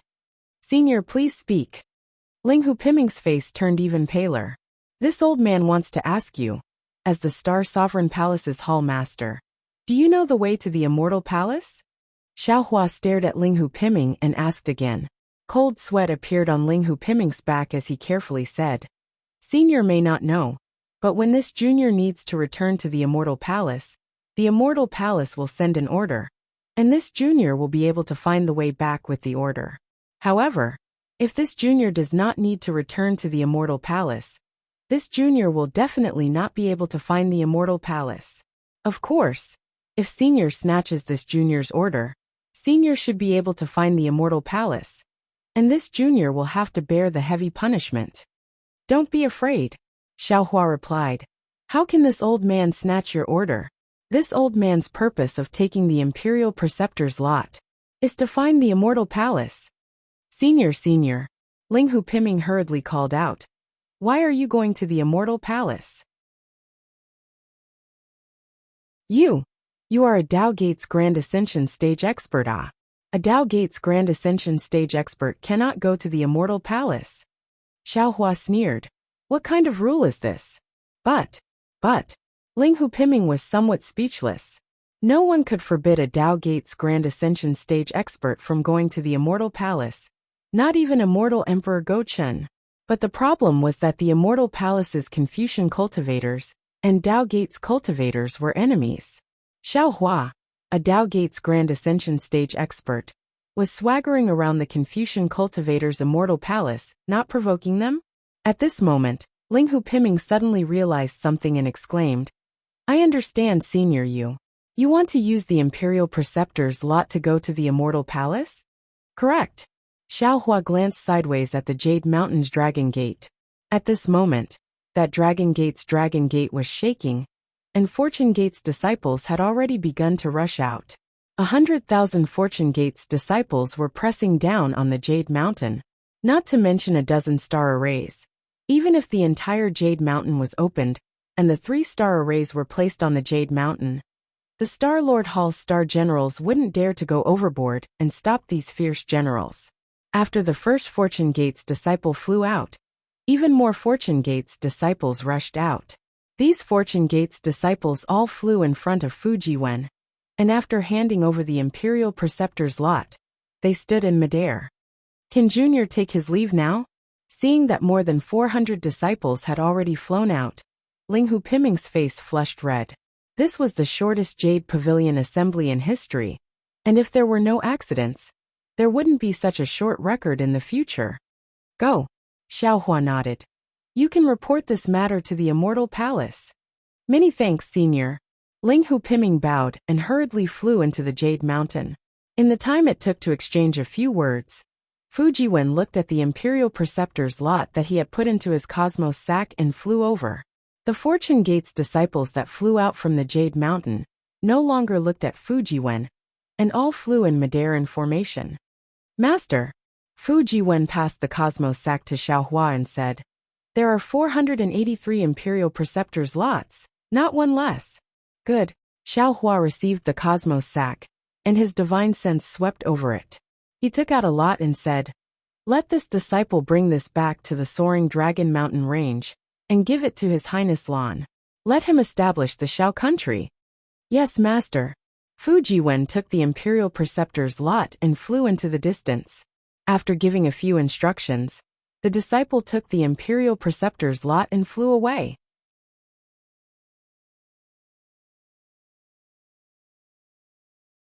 Chapter 4593. Swoosh. In the distant sky, an obscure energy fluctuation flashed and rushed towards the horizon, disappearing in an instant. If he guessed correctly, it should be Ling Hu Piming sending a message to the Immortal Palace. Humph.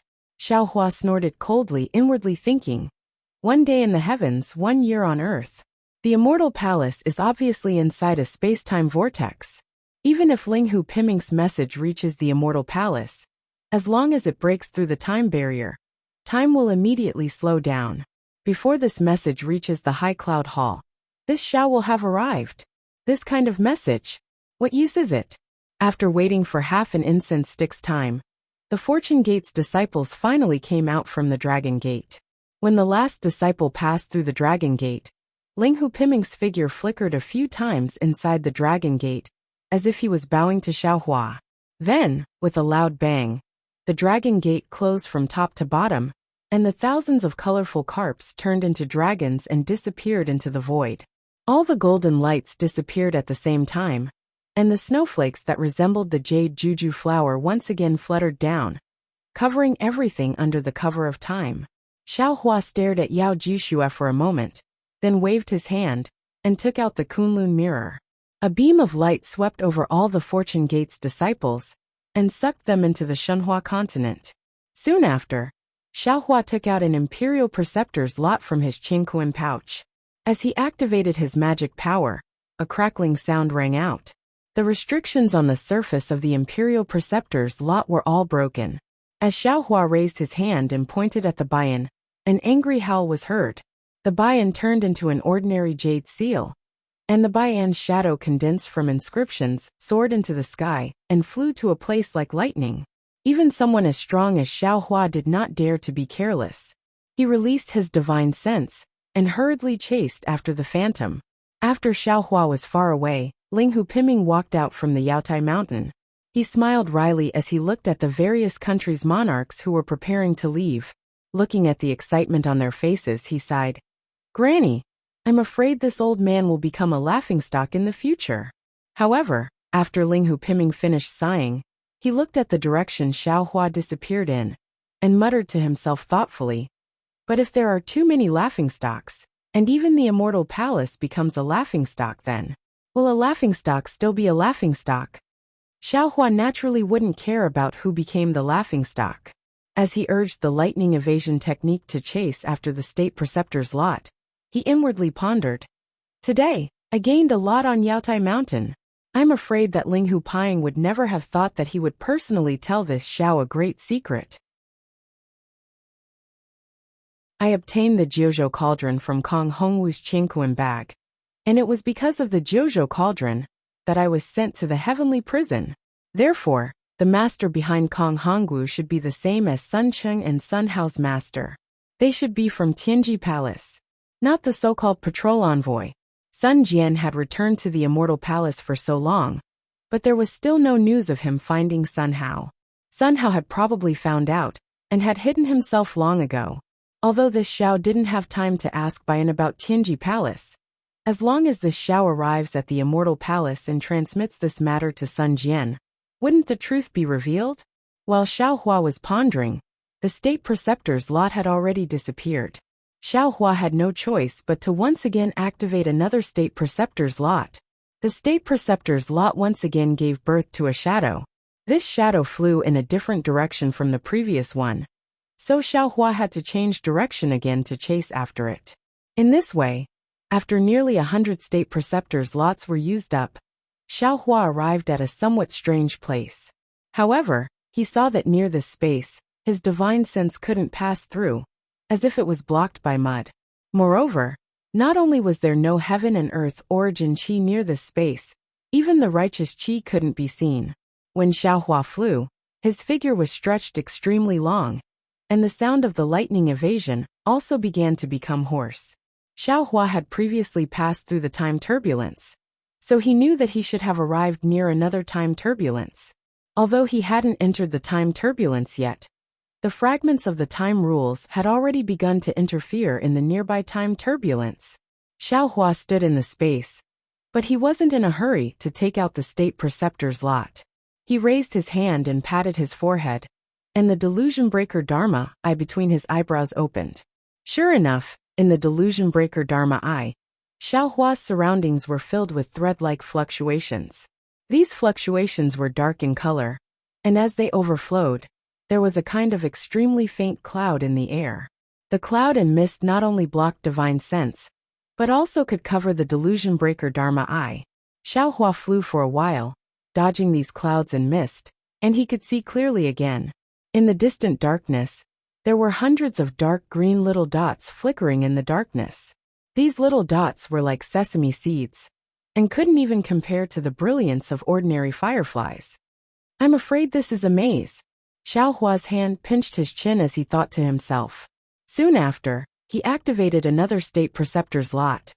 Whoosh! The shadow flew out, turning into a yellow inscription, and rushing into one of the little dots. Xiao Hua hurriedly used the lightning escape technique to chase after it. When he got closer, Xiao Hua discovered that the dark green dot had actually turned into a whirlpool that was thousands of feet wide. This whirlpool was spinning rapidly, and it looked very slender inside. A dark fluorescent light was emitted from the whirlpool.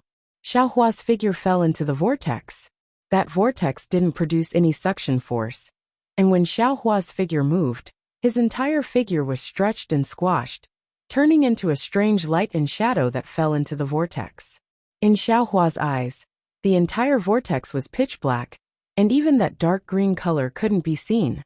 Only a series of memories, like light and shadow, appeared in Xiao Hua's mind, and then quickly disappeared.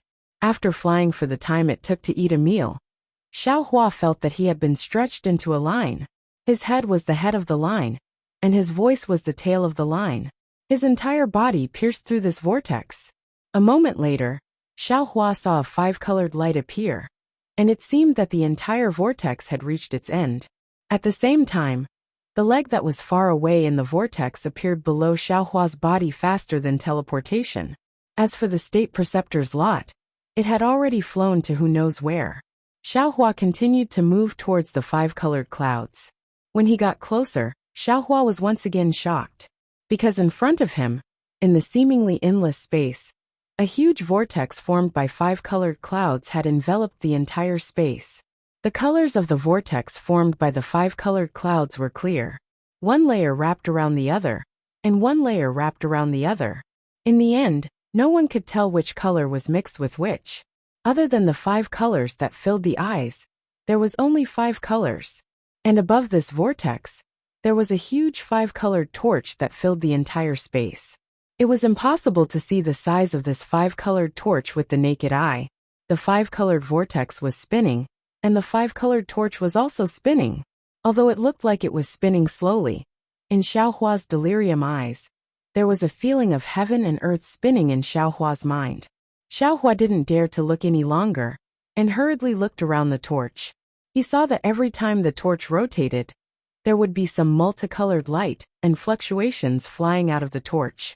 These multicolored light and fluctuations flew into the surrounding space and set off ripples of multicolored light. Within these ripples, the laws of time were actually pervasive. Inside this five-colored vortex should be the immortal palace, Xiaohua thought to himself, and slightly narrowed his delirium eyes that were already swollen with pain. Xiaohua didn't dare to rush in recklessly, and still took out another Imperial Preceptor's lot. Whoosh! As Xiaohua expected, just as the Imperial Preceptor's lot phantom flew out, a halo immediately flew out of the five-colored vortex. This halo landed on the Imperial Preceptor's lot phantom and transformed into an even smaller vortex. At the mouth of this vortex, the Imperial Preceptor's lot phantom fell into this vortex and didn't appear again. Xiaohua closed his delirium eyes. The space around Xiaohua was similar to the void, and there was nothing special about it. Xiaohua urged his body to fly towards the Imperial Preceptor's lot phantom, but after flying for 1,000 feet, Xiaohua felt the space begin to slowly vibrate, and then the space separated into layers. The layers began to move up and down, and his body also moved along with the space, leaving behind a seemingly solid phantom in each layer of space. Moreover, these phantom layers began to extend and stretch. When there were more than 1,000 of these phantoms, there was a loud bang, and a layer of space in front of Xiaohua's head gave birth to a five-colored cloud, blocking Xiaohua's path. Layers of cobweb-like inscription chains overflowed in the cloud, and a loud sound came from the crisscrossing inscription chains. A majestic and shocking aura was also born from the inscription chains. Xiaohua understood that it was time to verify his identity here. He didn't have a token of the immortal palace, so if he wanted to pass, he could only force his way through. Therefore, Xiaohua didn't hesitate. His right hand clenched into a fist, and wisps of lightning condensed on the surface of his fist, converging into a net, and thumb-sized talismans flashed with a mysterious golden light in the lightning. As Xiaohua's right fist swung out, the space for several miles around him began to wrinkle, and layers of world's origin chi seeped out from the wrinkles, turning into fist-sized crystals that fell into the lightning. Roar! The lightning turned into a dragon, and with the power of space, it rushed into the blockade of the inscription chains with unparalleled force. The lightning was like a supreme will, and the chains were like strict order. When the will met the order, a loud bang sounded. Wherever the lightning passed, the chains were broken, and the thousands of scattered inscriptions were destroyed as soon as they touched the powerful lightning, turning into pure awe-inspiring chi. In the awe-inspiring chi, the lightning became more vigorous and constantly grew stronger. Although more and more inscription chains waved like tentacles, trying to seal the lightning, all the chains were defeated in just a moment. Seeing a hole of 1,000 feet in size appearing in the blockade of the inscription chains, Xiaohua urged his figure to calmly pass through it. Xiaohua's figure had just passed through the blockade, and in front of him was an immortal palace hidden by five-colored clouds. A towering heavenly gate of 1,000 feet in size stood in front of Xiaohua. Unfortunately, before Xiaohua could see the heavenly gate clearly, he heard a roar. "Bold thief! You actually dare to trespass the heavenly gate of southern heaven, how dare you?"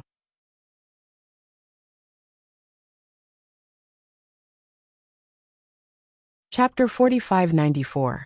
Following this furious roar, an immortal general even larger than Qua Chong of the Sun Palace appeared in front of Xiaohua, with two hammers the size of hills in his hands. Behind him, thousands of immortal soldiers flew over with weapons in their hands, wanting to surround Xiaohua. "This old man is Dao Gate's Xiaohua." Xiaohua looked at the immortal general flying over and stopped. He said indifferently, "Today, I came to the immortal palace to request an audience with immortal Emperor Gaochen. This old man has something to ask him. Please return and report it to him." "Umph." The immortal general snorted and shouted, "Damned evil path. Trespassing into the immortal palace is a capital offense. Hand over your life." As he spoke, The celestial general's body suddenly expanded. His mountain-like hammer streaked across the sky with a whoosh and smashed down like a meteor. A huge gust of wind enveloped the space around Xiaohua. Xiaohua frowned slightly. With a wave of his Taoist robe, an unparalleled force came out of his Taoist robe and collided with the hammer's force. The seemingly incomparably powerful hammer had a powerful momentum. With a wave of his Taoist robe, the space shattered and the force was annihilated. Even the hammer flew out like a piece of paper. The immortal general's body tumbled a few times in the air before he managed to stabilize himself. His face, which had been filled with arrogance earlier, was now filled with astonishment and surprise. As for the thousands of immortal soldiers, they were even more at a loss. They held their weapons and didn't know whether to surround or defend. Your Grand Mist Ancestor? The immortal general shouted in shock. You actually dare to cause trouble in the immortal palace, This old man is Daogate Xiaohua. Xiaohua looked at the immortal general who didn't even know his name, and said indifferently, Quickly report to Lingyan Palace. Xiaohua. The immortal general was stunned at first, then his entire body trembled. He shouted in shock, Your fortune gates Xiaohua? You also came to cause trouble in the immortal palace? This old man didn't come to cause trouble in the immortal palace. Xiaohua didn't know whether to laugh or cry. This old man has something to ask immortal Emperor Gaochen. Quickly go and report this. Phew. The immortal general heaved a long sigh of relief. He stood up, tidied up his armor, and mustered his courage. He cupped his fists and said, I am the Southern Heavenly Gate's Guardian General Kuai Yu. Greetings Taoist Xiao. Xiaohua raised his hand. Spiritual Master, please wait here for a moment. I will inform Heavenly King Fuyu and ask him to make a decision. Kuai Yu saw Xiaohua's amiable face and asked tentatively. Of course, Xiaohua didn't mind. He nodded and said, Then I'll have to trouble you. Kuai Yu was overjoyed. After bowing to Xiaohua, he gave a few orders to the immortal soldiers and rushed into the Southern Heaven Gate. After the immortal soldiers flew back to the Southern Heaven Gate, Xiaohua placed his hands behind his back and looked up at the lofty Southern Heaven Gate while sighing with emotion in his heart. He had never been to the Southern Heaven Gate before, but he felt a sense of familiarity when he looked at it. This was because he had seen the Southern Heaven Gate when he first came to the hidden immortal continent. However, that Southern Heaven Gate was in an illusion. He remembered that day at the Longevity Town, when Mo Jianli, Zhu Junfeng, and the others worked together to create an illusion of an immortal palace from a small vermilion gourd, which made Xiaohua truly admire it. Now, even though Xiaohua didn't see any heaven-suppressing martial or any golden-armored deities, the Southern Heavenly Gate, that was made of jade, was exactly the same as the Southern Heavenly Gate in the illusion. Back then, I only thought about how to recover my cultivation and how to step into the nascent soul stage. I never thought about seeing the real Southern Heaven Gate. However, in just a few tens of thousands of years, I have already reached the peak of cultivation and was only one step away from ascending. Now I am standing in front of the Southern Heaven Gate to have a face-to-face conversation with the Confucian Supremacy, Immortal Emperor Gaochen. Thinking about it carefully, there is nothing more in the world than this. No matter how high one's goal is, no matter how big one's dream is, as long as one has the right direction, one can walk step by step, stand up when one falls, correct one's mistakes. As long as one has enough endurance, one will eventually reach the end of the road and see the realization of one's dream. What a pity! Although the Southern Heavenly Gate shines with golden light and red light, and emits purple mist, no matter how you look at it, it still looks a little cold. The Immortal Palace is Xian Xian's Immortal Palace, and also Xian Xian's home, but there is no Xian Xian at the door. Even if it is endlessly auspicious, how can it compare to the Guozhuang house in my heart? Although the Guozhuang house is small, it has parents. Although they are poor, they have children in their hearts. It is 10,000 times better than this immortal palace with its strict immortal rules. Xian will definitely like it. The immortal soldiers looked at Xiaohua, who was as steady as Mount Tai, and their palms were sweating. They stared at Xiaohua, afraid that he would explode and hurt someone. However, how could they have known that Xiaohua's heart had already flown to the Guozhuang house? Woo-woo! Just as the immortal soldiers were in a state of shock, waves of vast energy rushed out from all directions of the immortal palace. Multicolored clouds also flew over from all directions of the immortal palace.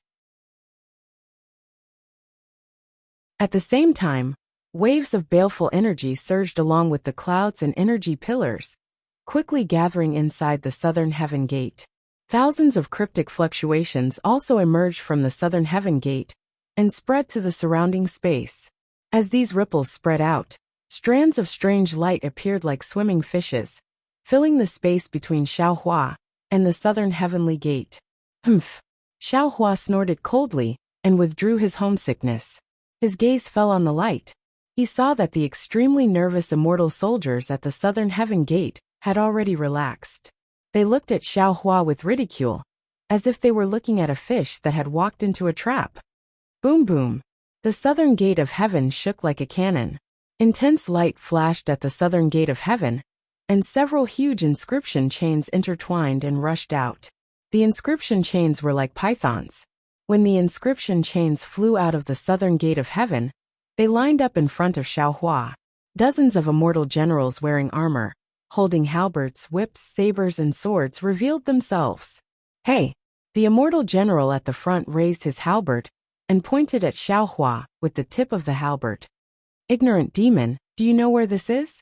Xiaohua looked at this immortal general from top to bottom. His expression did not change. He was simply too lazy to answer. Who would have thought that this immortal general would not give up? He still arrogantly shouted, "This is the immortal palace. Don't you know? It's one thing for you to be a frog in a well in the hidden immortal continent. We immortal generals did not receive the immortal emperor's order to conquer, so we turned a blind eye and pretended not to know. Today you actually dared to provoke my southern heaven gate. If I don't teach you a lesson, do you really think you are crazy?" Xiaohua coldly swept his gaze over that immortal general. He slightly raised his hand and flicked his middle finger.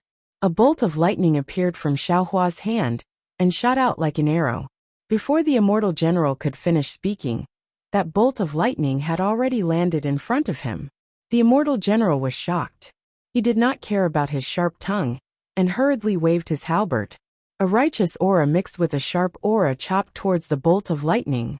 That immortal general's skill was also exceptional. He used the halberd's tip to hit the bolt of lightning. However, the seemingly invisible bolt of lightning hit the halberd. Boom! A loud sound rang out. That immortal general was as if he was struck by lightning. His entire body trembled, and his halberd was sent flying. Ah! The immortal general turned pale with fright and hurriedly flew back. The immortal generals beside him also moved and blocked in front of him, guarding against Xiaohua's pursuit. Ignorant brat! Xiaohua coldly snorted and said, "Don't make this old man angry again." Otherwise. Xiaohua did not finish speaking. He still stood proudly in front of the immortal generals with his hands behind his back. You! That immortal general stabilized himself and shouted, "Who are you?" Xiaohua unhappily glanced at this immortal general. He was too lazy to pay attention to this immortal general. He had a good temper. If he encountered the Grand Mist Ancestor, he would have taken this immortal general's life in one blow. Quick formed the Golden Jade Skylock Great Formation. Seeing that Xiaohua did not answer, that immortal general waved his hand and said, "Yes, General." Hearing the order, the immortal general on the left responded. He moved his body and began to form the formation. In just a moment, a great formation was arranged in the air. This great formation flashed with golden light. Lines of inscriptions that were dozens of feet thick intertwined and shuttled through each immortal general's body. Every immortal general's body in the formation emitted a clear light. This clear light was lustrous and pure like the blue sky. Every thick inscription that fell into the blue sky would reveal a lock. This lock had a mysterious inscription, and a shocking aura surged out from it. What was special was that after every inscription rushed out from the edge of the Great Formation, it fell into the southern heavenly gate behind the Great Formation. The entire southern heavenly gate also transformed into a huge inscription that firmly protected the immortal palace. Bang! Seeing that the great formation was completed, that immortal general's confidence increased greatly. He pointed at Xiaohua and said, "Who are you? You dare to trespass into the immortal palace? Don't you know that this is a violation of the immortal law?" Xiaohua glanced at that immortal general. He did not want to answer, but when he thought about it, he came to find immortal Emperor Go Chun to inquire about new information. He did not really want to attack the immortal palace. Even if he wanted to fall out with them, wouldn't that have to wait until the end? There was no need for him to rashly fall out with the immortal palace when the situation was unclear. Thus, Xiaohua replied indifferently, "This old man is Xiaohua of the Fortune Gate. Today, I came to the immortal palace to ask for an audience with immortal Emperor Go Chun.